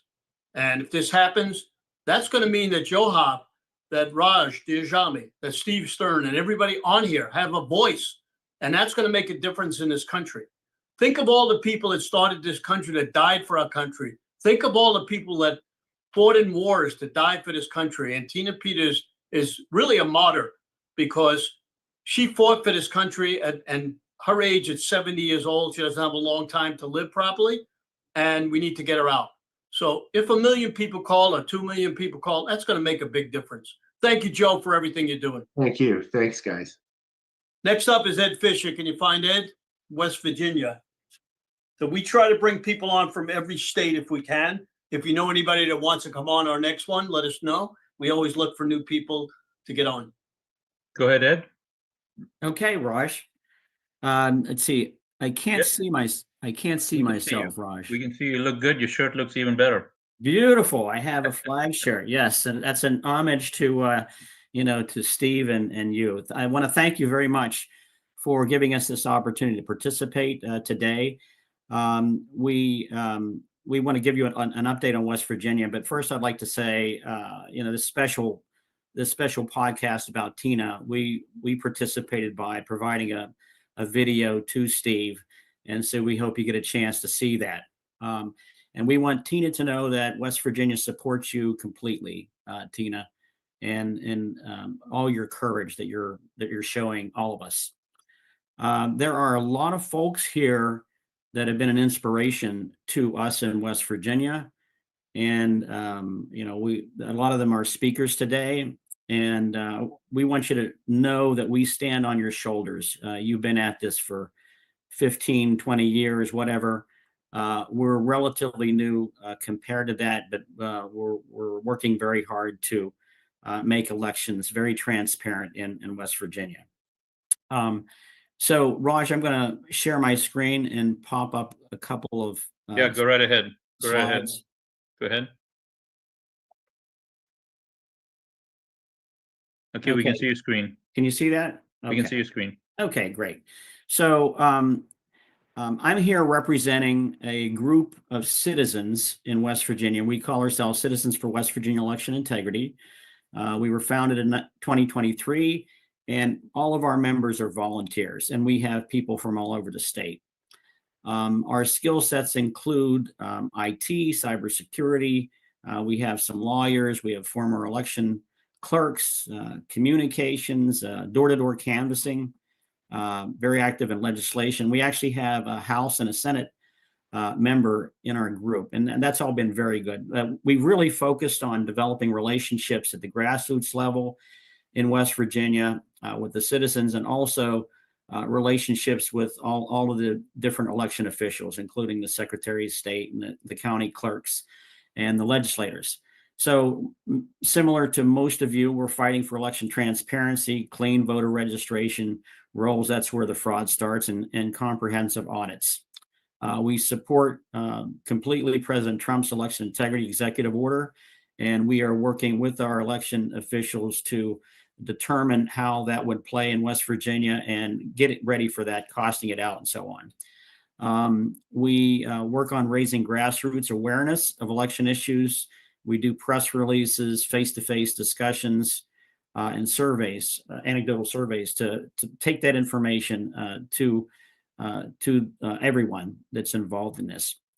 We also engage all of the election officials at the state and county level in working sessions, and this is good because any issue we have, we can sound it out with them and get their feedback, as well as sounding it out with the citizens and get their feedback. We review all the legislation that is connected with election integrity in West Virginia, and we endorse those that accomplish, and we also oppose some of the legislation as well. Probably the biggest thing that we have accomplished and we're most proud of in West Virginia is our citizens group helped to facilitate the establishment of an election integrity caucus in the legislature in August of 2024. We helped to put to get together this event for the formation of the caucus, and we work hand in hand with them very closely. In fact, we have chat groups with them where we communicate all the time. We have reviewed and deeply analyzed all the 2025 West Virginia election integrity legislation.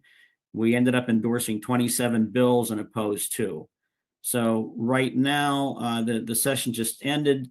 So 8 endorsed bills passed both chambers, including 2 of the big ones, which is including prohibition of ranked choice voting. And we also got photo ID. The photo ID bill I just checked hasn't been signed by the governor yet, but Governor Morrissey's fully supportive, so I'm sure that will be signed. And 3 more of these have passed at least one of the chambers. So we'll work on those. We have a number of bills that we were intimately involved in, and we want to get them passed next year or through interim sessions. Both bills we were opposed were defeated. One bill, which would have stripped the voters' right to take a photo of the completed ballot, we were very instrumental in trying to defeat that bill. So that was defeated on the floor. We established a registration audit center to find invalid registration records, and we're building on all of the good work that has been done by people that are speaking here today, and so on. We have partnered with several national and state groups. We've partnered with Election Integrity Network. They're a partner of ours, and they attend our group meetings. We partnered with True the Vote and IV3. We use their website to identify invalid registrations. And so we appreciate that work by Catherine and her team. We work with Fight Voter Fraud, Linda Sinkowicz's group. Linda has been terrific supporting us in identifying double voting where people have voted both in West Virginia and in other states. We worked with EIN, Election Integrity Network, Cleta Mitchell's group on endorsing the SAVE Act jointly with them. We've worked on executive order advocacy, and we also worked on making comments to the EAC this week. Okay, and we also work with several state groups, MOVCAC, MOVCAC, which is a much broader than election integrity, but they're folks that are working in election integrity. They're on our team, and we regularly update those people. We also have a partner in Base Data West Virginia, and they've been working in registration issues now for several years. And so we're interacting with them. We presented multiple cases of election fraud evidence to West Virginia election officials now, and we'll continue to do that. So our next steps are to continue working with our partners. We did submit our information to DOJ, and hopefully we can get an interaction with them. I was interested in what Catherine said about their participation with DOJ, so maybe we can hook up on that. And we'll continue to do the other work, the registration, engage the election officials and the grassroots, and continue to identify vulnerabilities. Now, West Virginia is a little different, and it's not a swing state. There's only 4 electoral votes, but we still have the same vulnerabilities as in other states. So we're learning from you, and hopefully you can gain, some ideas from what we've done as well. And our contact information is shown there. So, Steve and Raj, I think that's it, unless you have any comments. No, pretty good. Thank you very much for coming on here. I want to thank Rumble, Nick from Rumble, who put us up on the front page and is helping us get more podcasters, and Liz Tabado, who is the chairman of the Republican Party in Colorado, who actually got a lot of Colorado people on this call today, which is very important because that's where Tina is. She's now in a jail in, I believe, Pueblo, Colorado, which is 2 hours from our attorneys. And she was nice enough to do that little speech, which will be on our channel. One thing I forgot to ask everybody, if they would follow me on Stern American on Twitter. X is very helpful because the more people we get on there, the more information we can get out. And I want to bring on Randy and Kimberly from the Carolinas, who have an important message for us.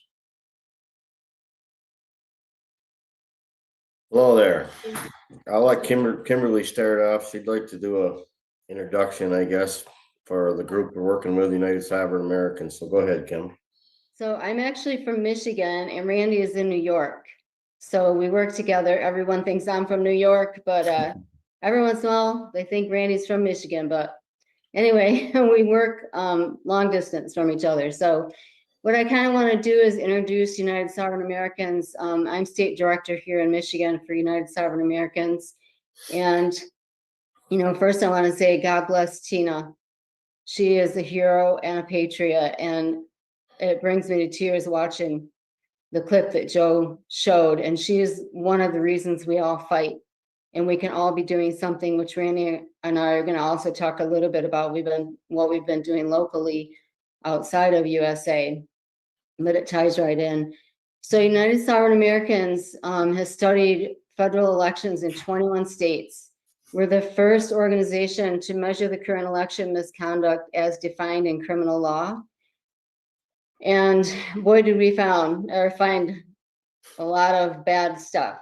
So what the conclusion of our analysis, we discovered that the current election process is an uncontrolled, unmonitored disaster, and it's producing false returns, a direct violation of the right of qualified citizens to choose their representatives from Article 1, Section 2 of the U.S. Constitution, and the guarantee of a Republican system of government in Article 4, Section 4. So what we want to do is force elections to obey the law. And we have filed litigation for that reason. Everything I'm saying can be found at unite4freedom.com. That's our website, unite4freedom.com. The second thing that we want to do is secure our entire election system.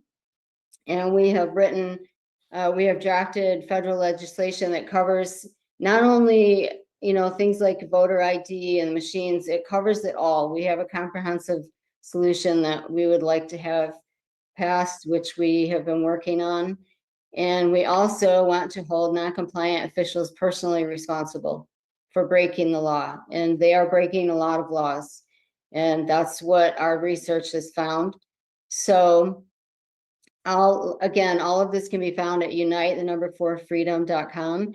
And then I'm just going to say quickly a couple of things that I've done locally as well here in Michigan outside of USA, but it all ties in and we can all be doing something, even if it's not, if you volunteer for United Sovereign Americans or the other groups that have been on here, we all should be doing something because it all matters. Chip away at the big block that we need to get rid of. So just last Friday, I just happened to see that my state board of elections was having a meeting and it was based on language, summary language, to state this, what they were going to do with a proposed amendment to our Constitution to allow or to keep non-citizens from voting.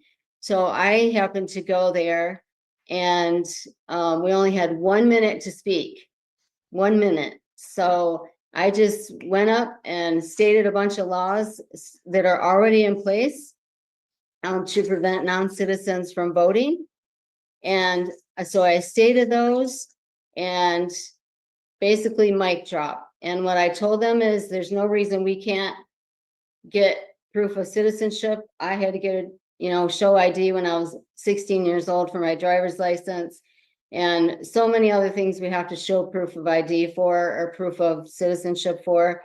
So this excuse that when you get married and your name changes, you can't show that you're a citizen is not true, and we all know that. So we need to all be doing things like this. And I'll be honest, I was scared to death to go up there and speak, but I did it anyway. And I think we can all do that and we all should be doing that. So I know Randy wants to talk a little bit more about the analysis that USA has done and the results of that. So go ahead, Randy. Okay, literally thousands of hours of research has gone into this group was performed, going through the records of, well, we're up to 25 states. And I have here a 21 state aggregate report that the United Sovereign Americans put together on the audit of the 2022 election. And the numbers are staggering. Looking at registrations, that's the first thing we look at because they need those false registrations. They need the blown up registrations in order to be able to create all the extra votes that are needed and be able to manipulate things. And we found 29 million materially deficient registrations in 21 states. 29 million. That means they're either duplicated or they've got a person who doesn't have an address, or it's on registration on January 1st, which is illegal. The Board of Elections isn't open on January 1st. That's impossible. There's people that can't even be found. They use the same tools that FBI and debt relief people are using to try and find people that they're looking for. Couldn't find them. They don't exist. They don't have a social security number. They don't have an address. They don't have anything. And yet there they are, registered to vote. Out of those 29 million deficient registrations, 10 million of those cast votes. 10 million. Think about that. What does it take to overcome 10 million false votes? How diluted are our votes when we have 10 million false votes coming in from registrations that are absolutely false. We had 2 million more votes that were cast than there were voters. That in order to cast a vote, you have to sign in, whether you vote in person or mail in or absentee or however you vote, you have to sign in order to participate in that election. We had 2 million votes in those 21 states that had no signature whatsoever. They just showed up. 2 million. We had a 13% error rate in those 21 states in the election. You're allowed less than 1%. I believe the number is like 0.008% that you're allowed in an error rate. We're running at 13%. So the point is, there's a lot of errors. There's a lot of shenanigans going on there, and it's absolutely producing elections that are not certifiable. There is no way that these elections can be certified legally. One other thing that we had in New York, all of the counties are supposed to match what the state reports about that county at the end of the election. They're all supposed to reconcile. They're all supposed to match. We have 62 counties in New York in the election of 2020, and it's been the same since, not much different. Not one county matched the state report. They're not supposed to certify that. So a lot of what United Sovereign Americans is trying to do is to force election officials to follow the law and not certify elections that clearly don't follow the law. So we do a lot of work with United Sovereign Americans. That's our main group. That's our passion for sure. But we also work with other groups and other people. And one of the things that I'm doing locally, Kimberly was talking about some of what she's done. She's doing some things similar to what I'm doing in Michigan. I filed a federal lawsuit against my county board of elections in Cattaraugus County, New York. So we went in there one day and we were asking for the cast vote records. And I think Dr. Frank will be following us, will understand why we want the cast vote records. And along with Professor Clements, who we've worked with a lot as well. Those cast vote records are very revealing about the patterns and things in the machines that are impossible to be in a natural election or to be human. It's machine generated, which is why we have to get rid of those machines. But they denied us the cast vote record. They told us when we were at the meeting they were going to deny us the cast vote record. We showed them the law that says that they have to give it to us. Federal law states that the cast vote records are part of the auditable material that shall be available for public consumption at all times. That's a pretty simple sentence to understand. And yet New York passed a law that said that their county people aren't allowed to give us those cast vote records, which is contrary to federal law. There's also a law that states clearly that federal law supersedes state law in a federal election. So they have no grounds to withhold those cast vote records. So I took it to a federal court for a declaratory judgment from a federal judge. And it's in process. We survived the dismissal effort. They tried really hard to get that dismissed. They failed. We will have our day in court. And furthermore, in the New York State Legislature, I don't know if this is connected or just a random thing, but the New York State Legislature just put a bill in the floor to rescind the law that I'm complaining about, that they're not allowed to give us the cast vote records. 1 minute, Randy. Yep. And so that law, we didn't think would ever make it out of committee. It did. It went to the Senate floor. They passed it. It still has to go through the Assembly. So going back to what Kimberly stated, we can all do something. We're as grassroots as it gets. And we just decided to get involved. We just couldn't believe what was going on. We knew there were some things going on, and then the election of 2020 happened, and we decided to get involved. And we've come a long ways. We've traveled thousands of miles, spent thousands of hours on Zoom calls, and we're doing everything we can do to make a difference. And as far as Tina Peters goes, we all know she has no business in jail. I made a little video in support of her this morning. It's absolutely crazy that they put her in jail. She's a political prisoner. There is no reason why she should have gotten arrested or put in jail. She did her job. She did exactly what she was supposed to do. And that woman is the picture of courage, and she should be an inspiration to each and every one of us. There's risk in this, and she's paying a high price. And we need to do everything we can to get her out of that situation. Thank you very much. Raj, put that back up again and let's see the calls coming in because it doesn't look like a lot of people are calling. I know they're watching this, but it takes about 2 minutes to make the call. So I want to see that filled up before we're over. We got another half an hour left. We now have Dr. Doug Frank on, who did the best video I've ever seen. It's going to be posted. It's posted on my X and other places. It's phenomenal. He did testify at the trial for Tina Peters and knows everything that's going on. So Dr. Frank, please come on. You travel all over the country. You meet more people than I know. So thank you very much for coming on today. A pleasure to be with you. Can you hear me all right? Yes, we can hear you and see you. Excellent. I like your bow tie, but I'd like to see you wear a flag shirt. I know. I did post that video at your request. Thank you for asking me for doing that, Steve. A lot of people have already made some great comments, and so I don't think I just want to repeat some of that, but I'd like to point out a few of the things that are unique to me and my situation with Tina. You remember that she was under state arrest for a couple of years there. The state would not let her travel out of the state. So what I was doing, and you guys know that I've been traveling the country. I've been in 48 states. I've given over 700 public presentations. I would often Zoom her in and let her speak to the crowd. And then that way people could talk to her during my events. It was a way to kind of give her encouragement because she was basically locked up in the communist state of Colorado. So that was one thing. Another thing that's sort of unique to me is I've been sending people to her website to support her. I've been connected with her since the very beginning, of course, because I was the one in her office, as you heard in the court case, that helped to arrange the backups of her machines. Dr. Frank, can I ask you one question? Fire away, brother. Would you mind if Kimberly Fletcher got on? We're running late and she's got to make a plane. Oh, fine. Go ahead.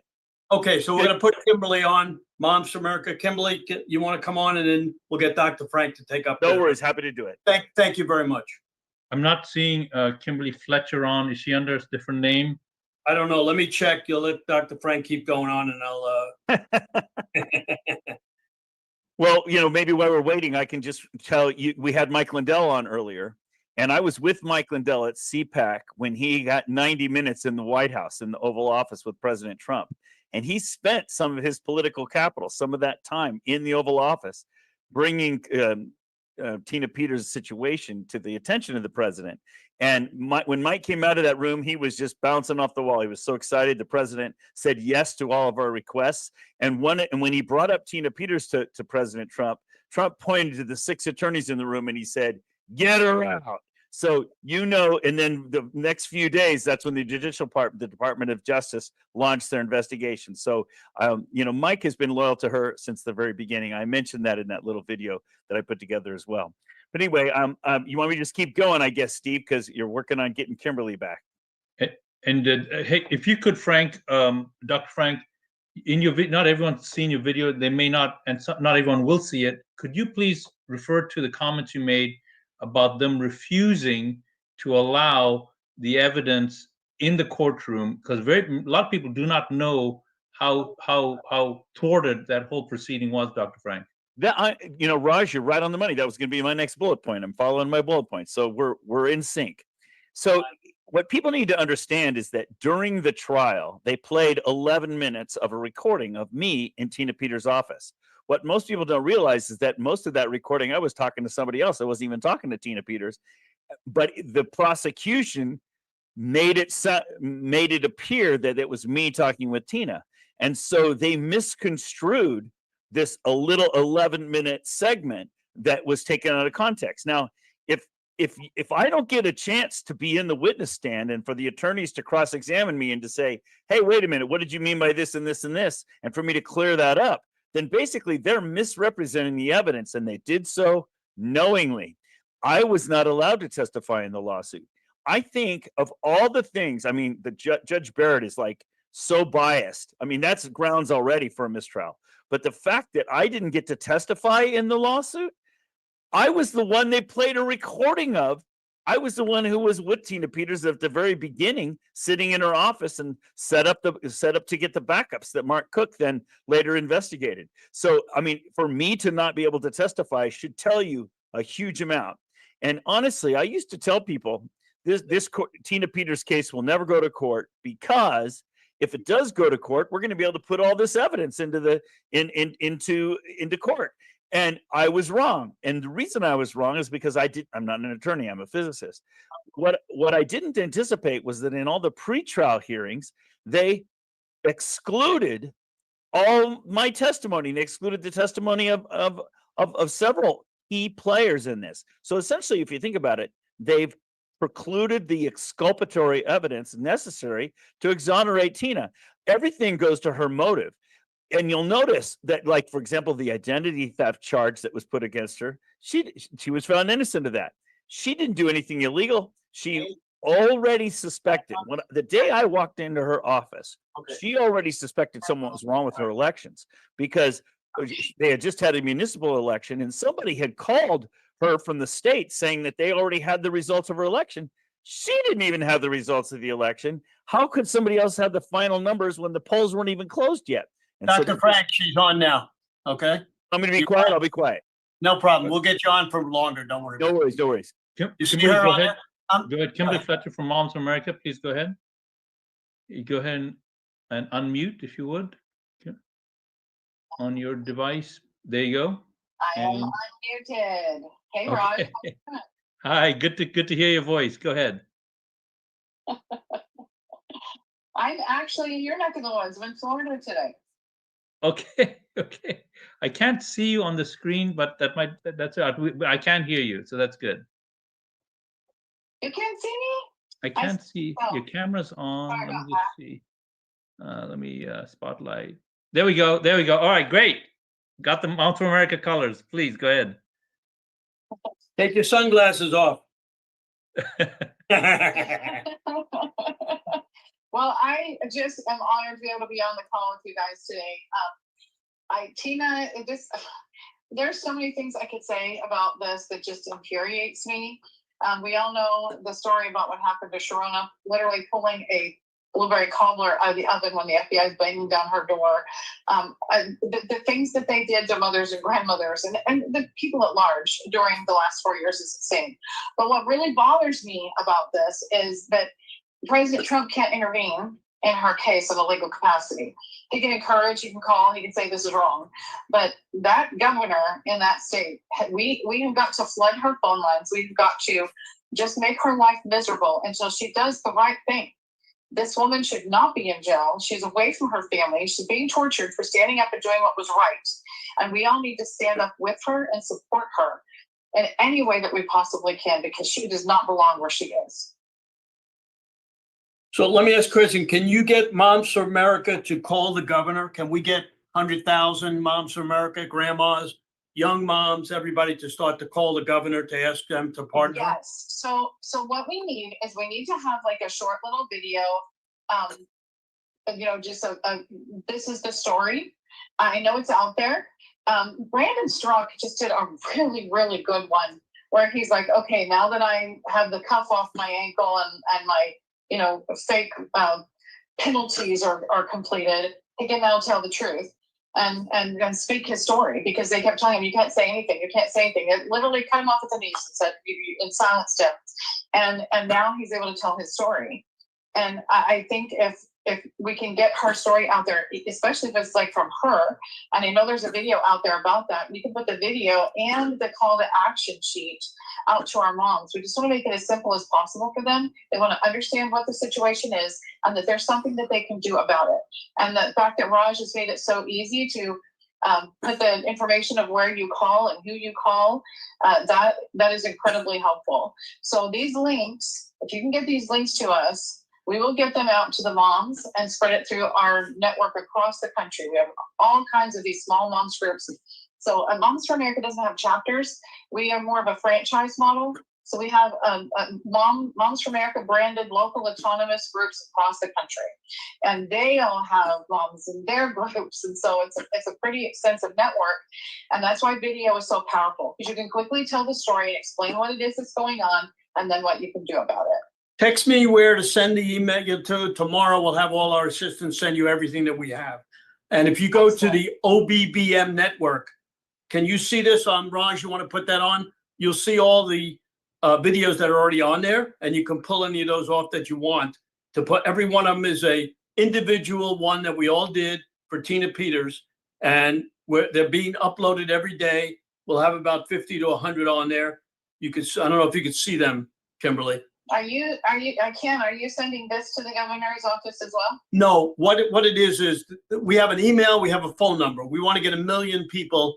Here's the phone number up there. If we could get 1 million people to call them. I don't think, Steve, I don't think you should just do the governor. I think you should do the Secretary of State. You should do the Attorney General. You should do the Lieutenant Governor, and just flood them all. Okay, we'll give you all that information, but today, for the next week, we're gonna call the governor, and that's a good idea. We'll get you everybody. You and I will talk tomorrow or Monday, and we'll start to get this going. Just send me anybody's email and text that you want me to get this to, and we'll get this to everybody. And I know your people can do a phenomenal job in helping us. And anything you need, we'll drop what we're doing to get it to you. We got them on grass fire, so the easier you make it for us, the broader the message is gonna go. Terrific. Well, thank you so much for taking the time. I know you got to make a flight, and we really appreciate you coming on. And Dr. Frank gave up some of his time for you. So let's get Dr. Frank. Thanks a lot, honey. We really appreciate you doing a wonderful job with all those women. Thank you. Bye-bye, guys. You got it.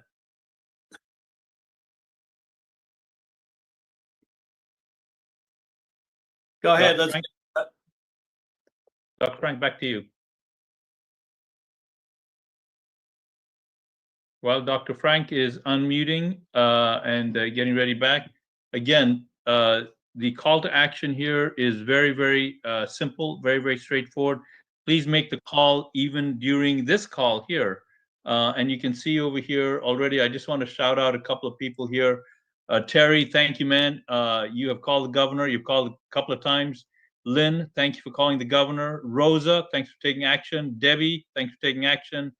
Joanne, thanks for taking action. And in addition to taking action, please share this very simple thing with the people in your lives. Chris, thank you for doing it. Brandon, thank you for doing it. Please share this with the people in your life. The folks that are watching this on the recording, tens of thousands of people are actually going to watch this on the recording later on during this week. Please take that action of both calling the governor, and in addition to calling the governor, please share this with the people in your lives. Action, action, action. So I'd like to say Terry Raposa will be on our Zoom meeting next week. Marty Waldman is on there. He is one of the instrumental people in helping Tina Peters. He has done everything to help me. He's a backup today in case somebody doesn't show up, but we'll get him on next time for Tina. We're going to carry this on for months until we get her off. Go ahead, Dr. Frank, you on? Yeah, I'm back on. When Raj Thank switched you the so much speakers, for he forgot to re-enable me. I think. Yeah, But thanks that's for okay. yielding. No Thank you. worries. He's juggling a lot of balls in the air. I appreciate Raj.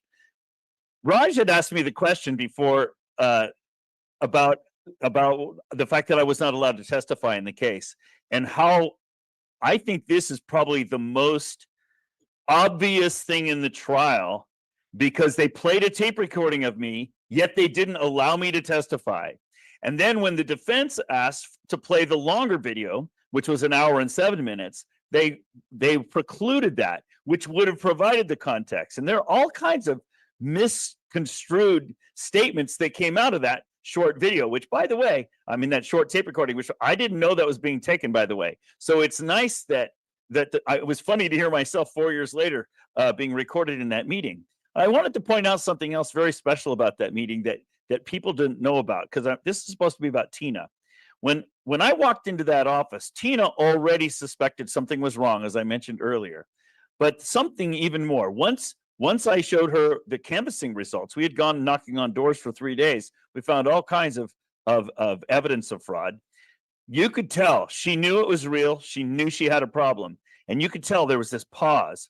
And she said, Dr. Frank, the State Clerks Association in Colorado is a very tightly controlled group. She says, if I come out with any election fraud, they're going to come down on me like a load of bricks. She knew even then, in that very first meeting, this was April of 2021, that if she had to say anything public, it was going to be big. Well, I just got to tell you, after that meeting, I put her in contact with an attorney and a white hat hacker who were able to get the data and get the backups properly and legally. The reason I connected her to attorneys so that she would do everything legally, because it's called fruit from the poison tree. You never want to acquire evidence for a court case in an illegal fashion. So she did all of that legally. And you'll notice that none of the charges against her were about that. It was about other things, influencing a government official and whatnot. They basically trumped up a bunch of charges to punish her, so everybody else in the country would be afraid of being Tina Peters, to be scared into compliance. But anyway, she knew right then that it was a serious deal. Now, she went quiet for months. If she was trying to promote herself, she would have been out there talking about everybody. Oh, look, I got the backups and everything. No. She was under the radar. She never intended to be a public figure. She was afraid of being a public figure because she knew it would be risky to her life and et cetera. So when it was leaked, and it wasn't leaked by her, it wasn't leaked by me, it wasn't leaked by anybody on my team. When it became public, then the Secretary of State of Colorado came down on her like a load of bricks. And that's when the rest, I think you guys have already heard that story. But it's important that you realize that Tina Peters never was in this for herself. She was always about election integrity, about being transparent, investigating anything that came to her attention from her citizens. She was from the beginning. So then when she did come out at the Cyber Symposium in August, I was with her and I stood on the stage with Tina Peters, and they had sent me out to the stage. I was emceeing that, and I had my little earpiece, and they said, "We need you to stall. We need you to stall because Tina Peters is having second thoughts. She's afraid to go out. She's afraid to become a whistleblower." Tina is a real person with real fear. Okay, it's sort of like you're in a foxhole and you're about to attack the enemy. You are afraid. If you're not afraid, you're not a human being, because you're about to attack the enemy. Courage is when you are afraid, but you go anyway. That's what Tina did. She showed courage. She was afraid at first. She finally came out to the stage, and I was standing on the stage with her, and she was trembling. She was trembling. And so I put my arm around her to give her stability, and I started interviewing her, and they were coaching me in the earpiece. Don't talk about this. Don't talk about that, because the attorneys were worried about everything. But, that's the sign of true courage, that she was willing to stand in. I just got to. Dr. Frank, you just muted, Dr. Frank. Go ahead and unmute. Dr. Frank, you're muted. While he's unmuting, I just called Governor Jared Polis and left a message. Sorry about that. You wanted me to wrap up, sounds like. I'll wrap up. But I've been speaking around the country, 48 states, over 700 presentations. And when recently, somebody came up and gave me $40 and said, "Would you please give this to Tina Peters?" And so I could have donated it online, to tinapeters.us or Lindell Offense Fund or something. But instead, I decided I wrote her name on the top of these bills, and I'm carrying them in my wallet with me everywhere I go to remind me to pray for her. And I'm going to put these in her free hands one day and kiss her on the cheek. And I'm encouraging everybody else, donate to help her out, because, she's got to pay her mortgage. She has to pay for all that communication she does. Mr. Lindell actually pays for a federal attorney still. So you can still support him, Lindell Offense Fund, and then tinapeters.us. That'll probably help her more with her mortgage and things like that. But anyway, I think you wanted me to wrap up. Did I answer the question you want me to answer, Raj? Yes, thank you, Dr. Frank. You're welcome. Are you finished with me then? Yeah, I just called the governor and told him that you were going to call him next. All right. Thank you very much, Doctor. And we're going to have Greg Langworthy from California, Riverside, California. We try to bring people in from every state, hopefully to have people from North Dakota next time. So, Greg, are you on? Yep. Can you hear me? Yes, we can. So I'm just going to give you a kind of a timeline of our progress in Riverside County. And our team is kind of we've listened to Doug Frank. In fact, Doug came out to our county kind of at the beginning. He probably knows Shelby Bunch and Yvette Anthony. They were the moms that kind of started our group. But we're kind of like the rest of you, is result of seeing the 2020 election, realizing it was corrupt because of all the cardboard over the windows and people not wanting to show what they were doing. Same thing happened in our county. We had cardboard over the windows in Riverside County. So we kind of came together, a loose group of citizens, and started working. Yvette Anthony was kind of the key person in our group, and she did work in the 2022 elections in Riverside County. And what she did was something so simple, but it exposed the fraud of the election machines in a way that I think anyone can understand. She got all the ballot statements from the ROV. She worked with our registrar at that time, and our assistant registrar, who is now our registrar. And she got all the receipts of all the ballot statements, and she added them up. And her results showed that the machines were counting about 34,000 more ballots than she could justify with the ballot statements. So we brought that information to our supervisors, and our supervisors said, Art, you got to provide an explanation. Where is the records of these 34,000 ballots? They came back with an explanation, which didn't make much sense. So we met with the ROV again before the March primary was certified, March 2024. And in that election, they tried to justify their certification, and we asked them the same question. Did you reconcile the number of ballots with the number of ballots that were counted by the machines? Did you reconcile? That is a requirement in California law. You need to reconcile the number of ballots counted or cast by the voters with the number of ballots counted by the machines. We asked them, did you do that? They said, well, it's in the law, but no, I don't think we did do it. We asked them why they didn't do it. They didn't have a good answer. And so we moved on to the recall election in June, and we decided, well, if the ROV is not going to do this reconciliation audit, we're going to figure out how to do it. So there was a small recall election for a school board member in June, and we came up with a way to count the ballots that were cast in that recall election, getting all the records from the ROV. The ROV was quite cooperative. We got all the ballots. We compared that to the results of their voting machines, and there was a discrepancy of 393 ballots. It didn't match. All right, now that we knew how to do it, we put all this information in a notebook and gave these notebooks to the ROV and to the supervisors, just so they could see this is our work product. We did it. We now know how to do a reconciliation audit. Again, they didn't show us any work product on their end.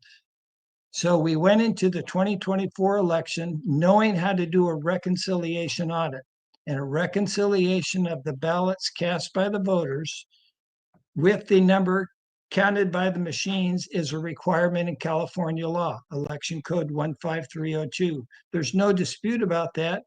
And our ROV and our supervisors all agree, yep, you got to do that. You got to reconcile ballots cast with ballots counted.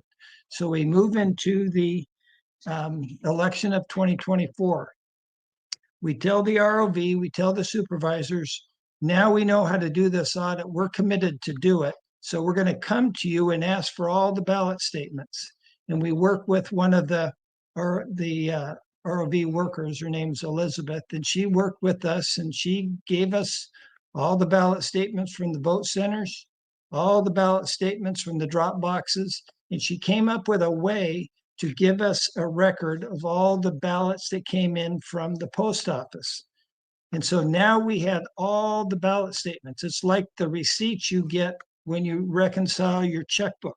That's all we were doing. We wanted to reconcile the checkbook for our election in 2024.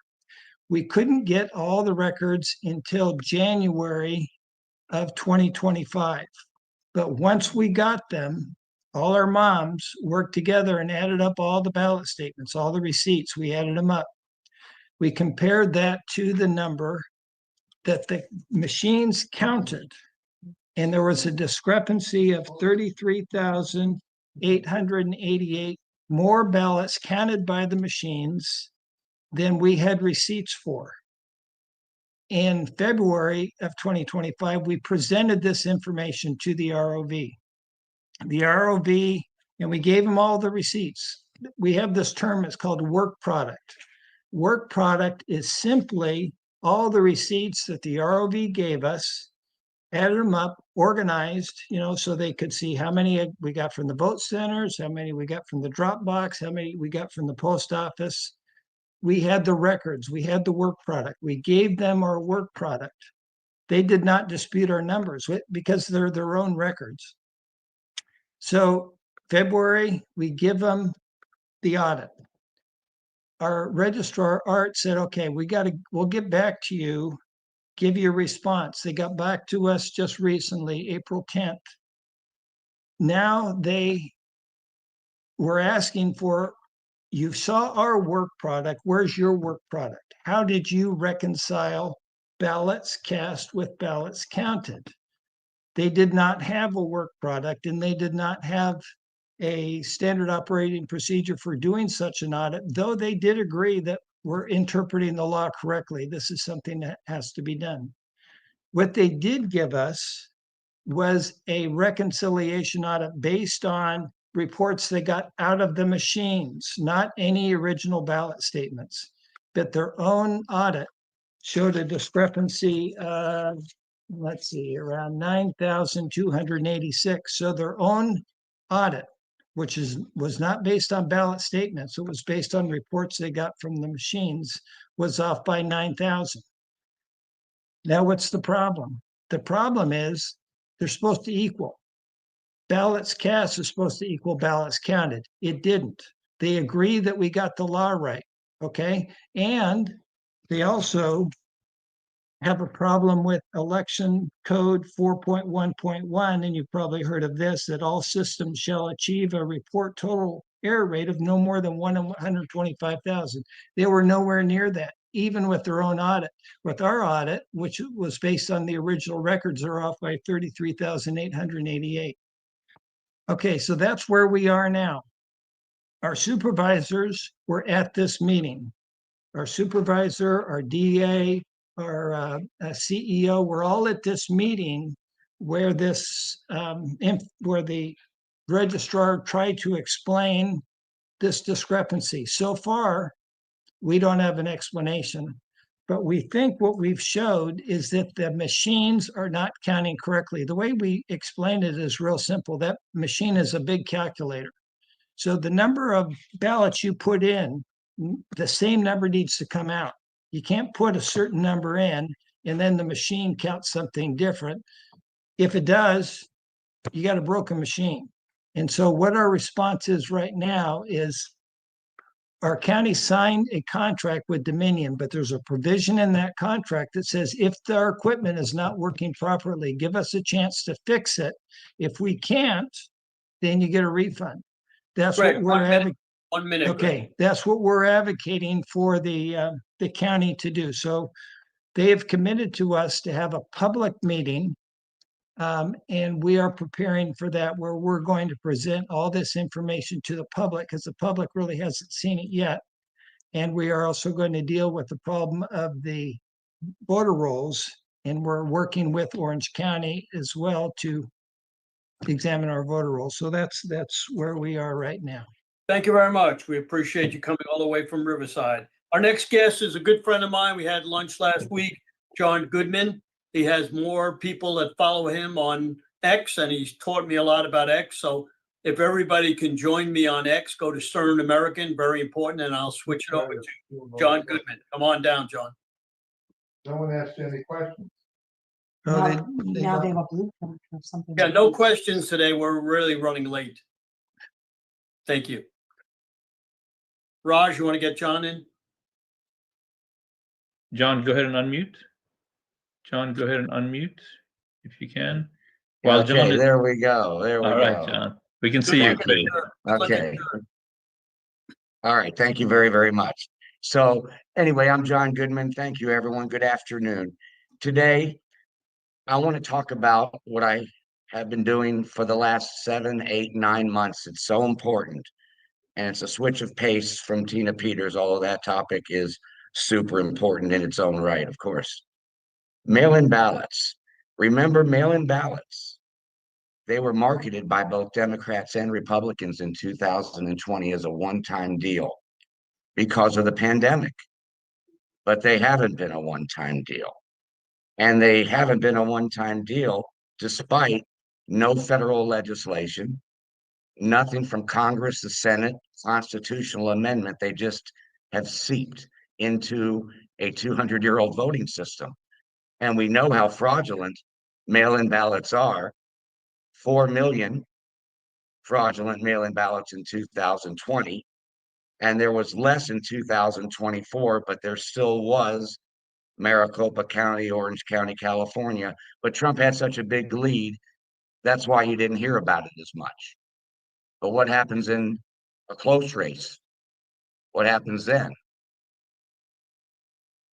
The Democrats always seem to use the fraudulent mail-in ballots in the key states like Pennsylvania and Georgia and Wisconsin and et cetera. But you never hear of much mail-in ballot fraud in Idaho or Montana.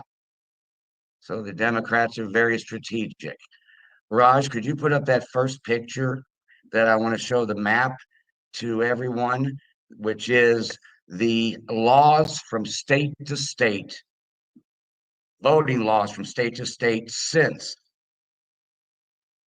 There we go, John. Okay, yes, post-COVID. Now, how many of you knew that those 8 states in red in 2024 had 100% vote by mail only? There was no option to vote in person. How much bigger way can you create to create fraud? 100% mail in your ballot or you don't vote. And if that red spreads, we will not have any controls of the election, even less than we have now. The blue states, you had your choice. And the only states that went back to absentee vote were the states in gray. And the law is absentee vote. Look in the 1965 Voting Act, look in the Constitution. It says the words absentee vote. Doesn't say mail-in ballots in the Constitution or the Voting Act. So here's a big problem. There seems to be some confusion in the definitions. They're getting convoluted because absentee vote is for people that really can't make it to the voting station. Overseas military, hospice, hospitalized. And like Deb Monks would tell you, there's other criteria where you could have a ballot mailed to your home. Now you can be 25 years old and a fitness expert, and you can vote by mail or ballot harvest or do whatever the heck you want in 37 of the 50 states. So the confusion is they're separate. Mail-in ballots is not the law. That's anybody, a free-for-all that's not in any laws, but yet absentee vote is the law. But think about it. When you send in your absentee vote, you send it in by mail. So people said, yeah, I mailed in my ballot, but it was an absentee vote until now. We used absentee votes as recently as the 2018 midterms. And think about it. When you watched the presidential election last November, think about it. How many times did you hear the word absentee vote? None. Because it's a dinosaur. Why do you need absentee vote? You can get a ballot no matter who you are, or what health you're in, no matter what age. Think about that. Absentee vote. Didn't even hear it. We go to the next slide picture, if you don't mind, Raj. Here's why I think there's confusion even on Pennsylvania Avenue about the difference between absentee vote, which is for people that really can't make it to the voting station, even though they mail it in, and actual fraudulent and mail-in ballots, which have no legislation. Here's Donald Trump saying absentee voting, early voting, and election day voting. So he obviously thinks absentee voting is still in the system. How could it be? Mail-in ballots is wide open in most every state. Next, if you go to the next slide, please, Raj. if you look at paragraph A, can you zoom in at all on paragraph A? And look at the line right here. This is from the proclamation executive order from a few weeks ago. And you see where he says that, look at the top. Provisions by including absentee or mail-in ballots received after election day. He's saying after election day, the votes won't be counted. Well, he lists absentee vote and mail-in ballots like they're two separate entities, like absentee vote still exists. Now, is that confusion? And right there, he leaves mail-in ballots in the voting system. And the proclamation, the whole purpose was to switch back to the voting laws that Joe Biden didn't enforce, like no votes counted after election day. He listed the statutes and he did it. He didn't make up laws. He went back to the laws already on the books, except for this. Not only did he not bring absentee ballot back, which is in the law, but he left something that is not in the law. That's one of the biggest culprits of fraudulent elections. He left that in. There has to not know it's like that. There has to be some confusion. Look at the line again for yourself. He frames it like absentee and mail-in ballots are both in existence when absentee's gone. Last slide, please, Mr. Raj. The biggest myth in our voting system, and please, Steve, this is the key point. Everyone, this is the key point of it all. Everyone tells you there's nothing you can do. States have 100% authority over elections in their state. They can pass laws. They can decide when early voting starts, when it stops, when the polls open, when they close. 100%. That is true, except for this clause. And if you can zoom in a little bit, Raj, this clause says that 100% power that the states have is forfeited if they use that 100% power, as the Constitution says, quote, to change electoral outcomes. Well, 4 million fraudulent mail-in ballots in swing states changes electoral outcomes. This is out of the Constitution. So when I hear people tell me the states can do whatever they want, there's no check and balance on that. The states have 100% unfeathered power. Well, read it. Read it. Congress can enact laws that supersede state regulation in cases of neglect from the states and so on. And then you can see it says at the bottom, if you can raise it up just a little bit, Raj, the framers designed this division of powers as a safeguard against potential abuses by either level of government, meaning the state or federal. So Congress could have stepped in after the fraudulent mail-in ballots, but maybe Congress doesn't even know that this clause is in the Constitution, because the biggest myth in voting, and I hear it on election integrity calls once in a while, I'm like, what? Yes, you're right. The states can do whatever the heck they want.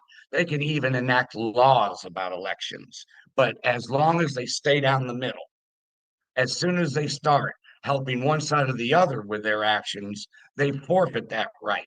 Here's the Constitution. So please, any of you that think what 99% of the country thinks, that the states have unfeathered access, now you know different. So Donald Trump does not know or understand, because why would he sign on for mail-in ballots to continue, knowing it killed him in 2020, knowing that it's not in the law? Some states did their state house routine to expand it, as we saw on the map. But you see the clause that should be overridden because they used that power to help the Democrats and defraud and go against Donald Trump. So that is my presentation. I hope that it was informative for everyone, and I hope that you will pass the word that, hey, we're not helpless to the states if they abuse the power that they're given in the Constitution. There is a check, and it's called Congress, and they either don't know or they just sat on their hands, but it's right there in the Constitution. Thank you very much, everyone. John. We appreciate it. You did a fantastic job. I want to get everybody some numbers here because as John was speaking, I was listening. We got 11 computers working in another room, another office. And just to give you an example of what this voice meant today, without giving you official numbers, so far, Voice of the People, my good friend Dan, 3.6 million people. The War Room, 24,000. The War Room Getter, 30,000. Stern American, 22,000. SG Annan, 18,000. Melissa Red Pill, 3,800. Cloud Hub, 2,500. Todd Wood, 6,400. The Big Mig, 500. Jody Cox, 300. Upwards of 4 million people already listening, probably more. We want to thank everybody. This is unbelievable. The phones are ringing. The governor's got to be notified. This is sensational. I'm very proud of everybody who came on and everybody who's listening. We just keep calling the governor. I will be on a special program tomorrow at 12:30, reviewing this with somebody that has 100,000 people. I will get with Moms of America, with anybody that has an organization to start calling. If we get her out, we've succeeded in turning this country. So let's hope we can do it. I'm going to turn it over to Raj. Please follow me on Stern American. Please follow everybody that's on here. Everybody has done a wonderful job today. It's went just on time. We got about 3 or 4 or 5 minutes because we have to get off because the War Room comes on at 5. I want to thank so much Steve Bannon. I want to thank everybody who's done a fantastic job today. I got to tell you, I'm a little tired. I'm going to take the rest of the day off. All right, Steve, take the rest of the day off, man. All right. In all seriousness, again, my friends, you keep hearing us saying it, but we don't know any other way to do it. We are begging you, please take the action to call Governor Jared Polis, 303-866-2471. Very simple message. Pardon Tina Peters. Again, I want to just thank the folks that have been making those calls in the chat. I just put a couple of them in. Chris, thank you for doing that. Carol, thank you. Barbara just called Polis office, said calls not being taken, left a message. Excellent. Ed, thank you for calling and leaving a message for the governor. Jeff, thanks for calling and leaving a message. Dennis, thank you for calling. For those of you that are watching this on the replay, please take the same action. Their voicemail is working 24/7. And we absolutely need Tina needs their voicemail to be jammed with your messages. So please take that action. Also look at your phone and find 3 people on your phone, call those 3 people and explain what has happened to Tina Peters and ask them to call. So please take that action. Also, a couple other things here. We want to again thank all our podcasters that have been pushing this out, including OBBM Network. If you go to obbmnetwork.tv, you can see this is on their main banner. If you click the picture of Tina, you will see all of these other videos of people you know. You can see these familiar faces: Sheriff Mack, Boone Cutler, Benjamin, and Vandersteel, and many more, including Patrick Burns, Dr. Frank, Joe Hoft. Why are we sharing these videos? Because there are some people in your life that may connect with and may love these folks. There's Raj on the bottom. There's even me. Look, they let me in as well. Look at that. So if you share one of these videos with someone in your life, they may make the call, not because of what you said, but maybe because of what Patrick Burns said, or maybe because of what Ann Vandersteel said. So we're trying to make this super hyper easy for you to spread a wildfire of activism for Tina Peters. We must accomplish this objective. Once we accomplish this objective, we will be able to accomplish other objectives as well. Again, I'm just going through some announcements here. theflagshirt.com. I don't know if you guys know how much time, effort, and money the entire project cost to do. All you do is just buy a beautiful outfit from theflagshirt.com. And look at this. This is fantastic stuff. 4th of July is coming. 4th of July is coming. Be the best dressed person there. I don't know if you're going to do this, Steve, but so many people want a free Tina Peters shirt from your company. So maybe that'll happen. Maybe it won't. That all depends on you guys making as big a noise as you can. So a bunch of websites here available. Now, and the last thing I'm going to share with you. Oh, I'm going to remind you. You want to see the replay? Very easy. Go to sternamerican.com, sternamerican.com. Scroll down. Buy a couple of things on the way, but make it all the way down to the bottom. Hit the Rumble link. When you hit the Rumble link, you'll come here and you see all of the recordings of the previous events. If you hit the live button, you'll see the live shows. So you have that as well. Also, lastly, you guys, obviously, there's a lot of frustration, as there should be, with regard to everything that's happening. We have launched here at Defend Florida the Reclaim campaign. This campaign in particular is focusing on the establishment. And so if you're interested in figuring out how you can take your voice and basically overwhelm and crush the establishment, whether they be commandeering your REC meetings, your clubs, your legislation, please check this out. There may be some ideas here that you may want to take advantage of. This is also the place where we're making the Trumpet Leadership Bootcamp available. So if that's of interest, go to reclaimcampaign.com, reclaimcampaign.com. Check that out. Importantly, my friends, before the time we meet again, please share the message that you saw here. Share the message that you saw here with 3 other people in your life. There's one other thing. We forgot to thank yournews.com and totalnews.com. Both of those, yournews.com is in the East Coast, Total News is on the West Coast. Both of those put the program on. We have no idea how many people they're getting. We have a lot of people that put the program on that don't do it. Again, call the governor. Do me a favor. I don't ask for anything. Call your governor, Jared Polis, however he pronounces his name. I'm getting tired, but that's our big effect today. 1 million people to call. I'll be very happy. I know that I got calls from people that have already done it. We're asking Steve Bannon to call him.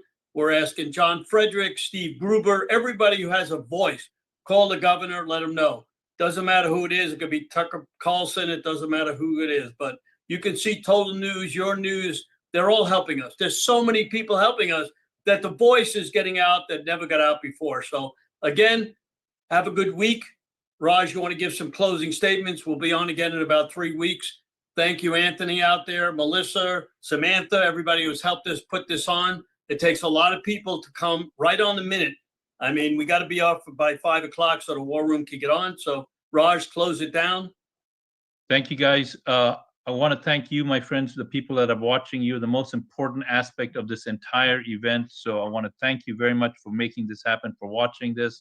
And I want to thank you also for sharing this with 3 people, from your phone to spread the word. And until you hear the next email from Steve Stern or myself, look forward to seeing you then.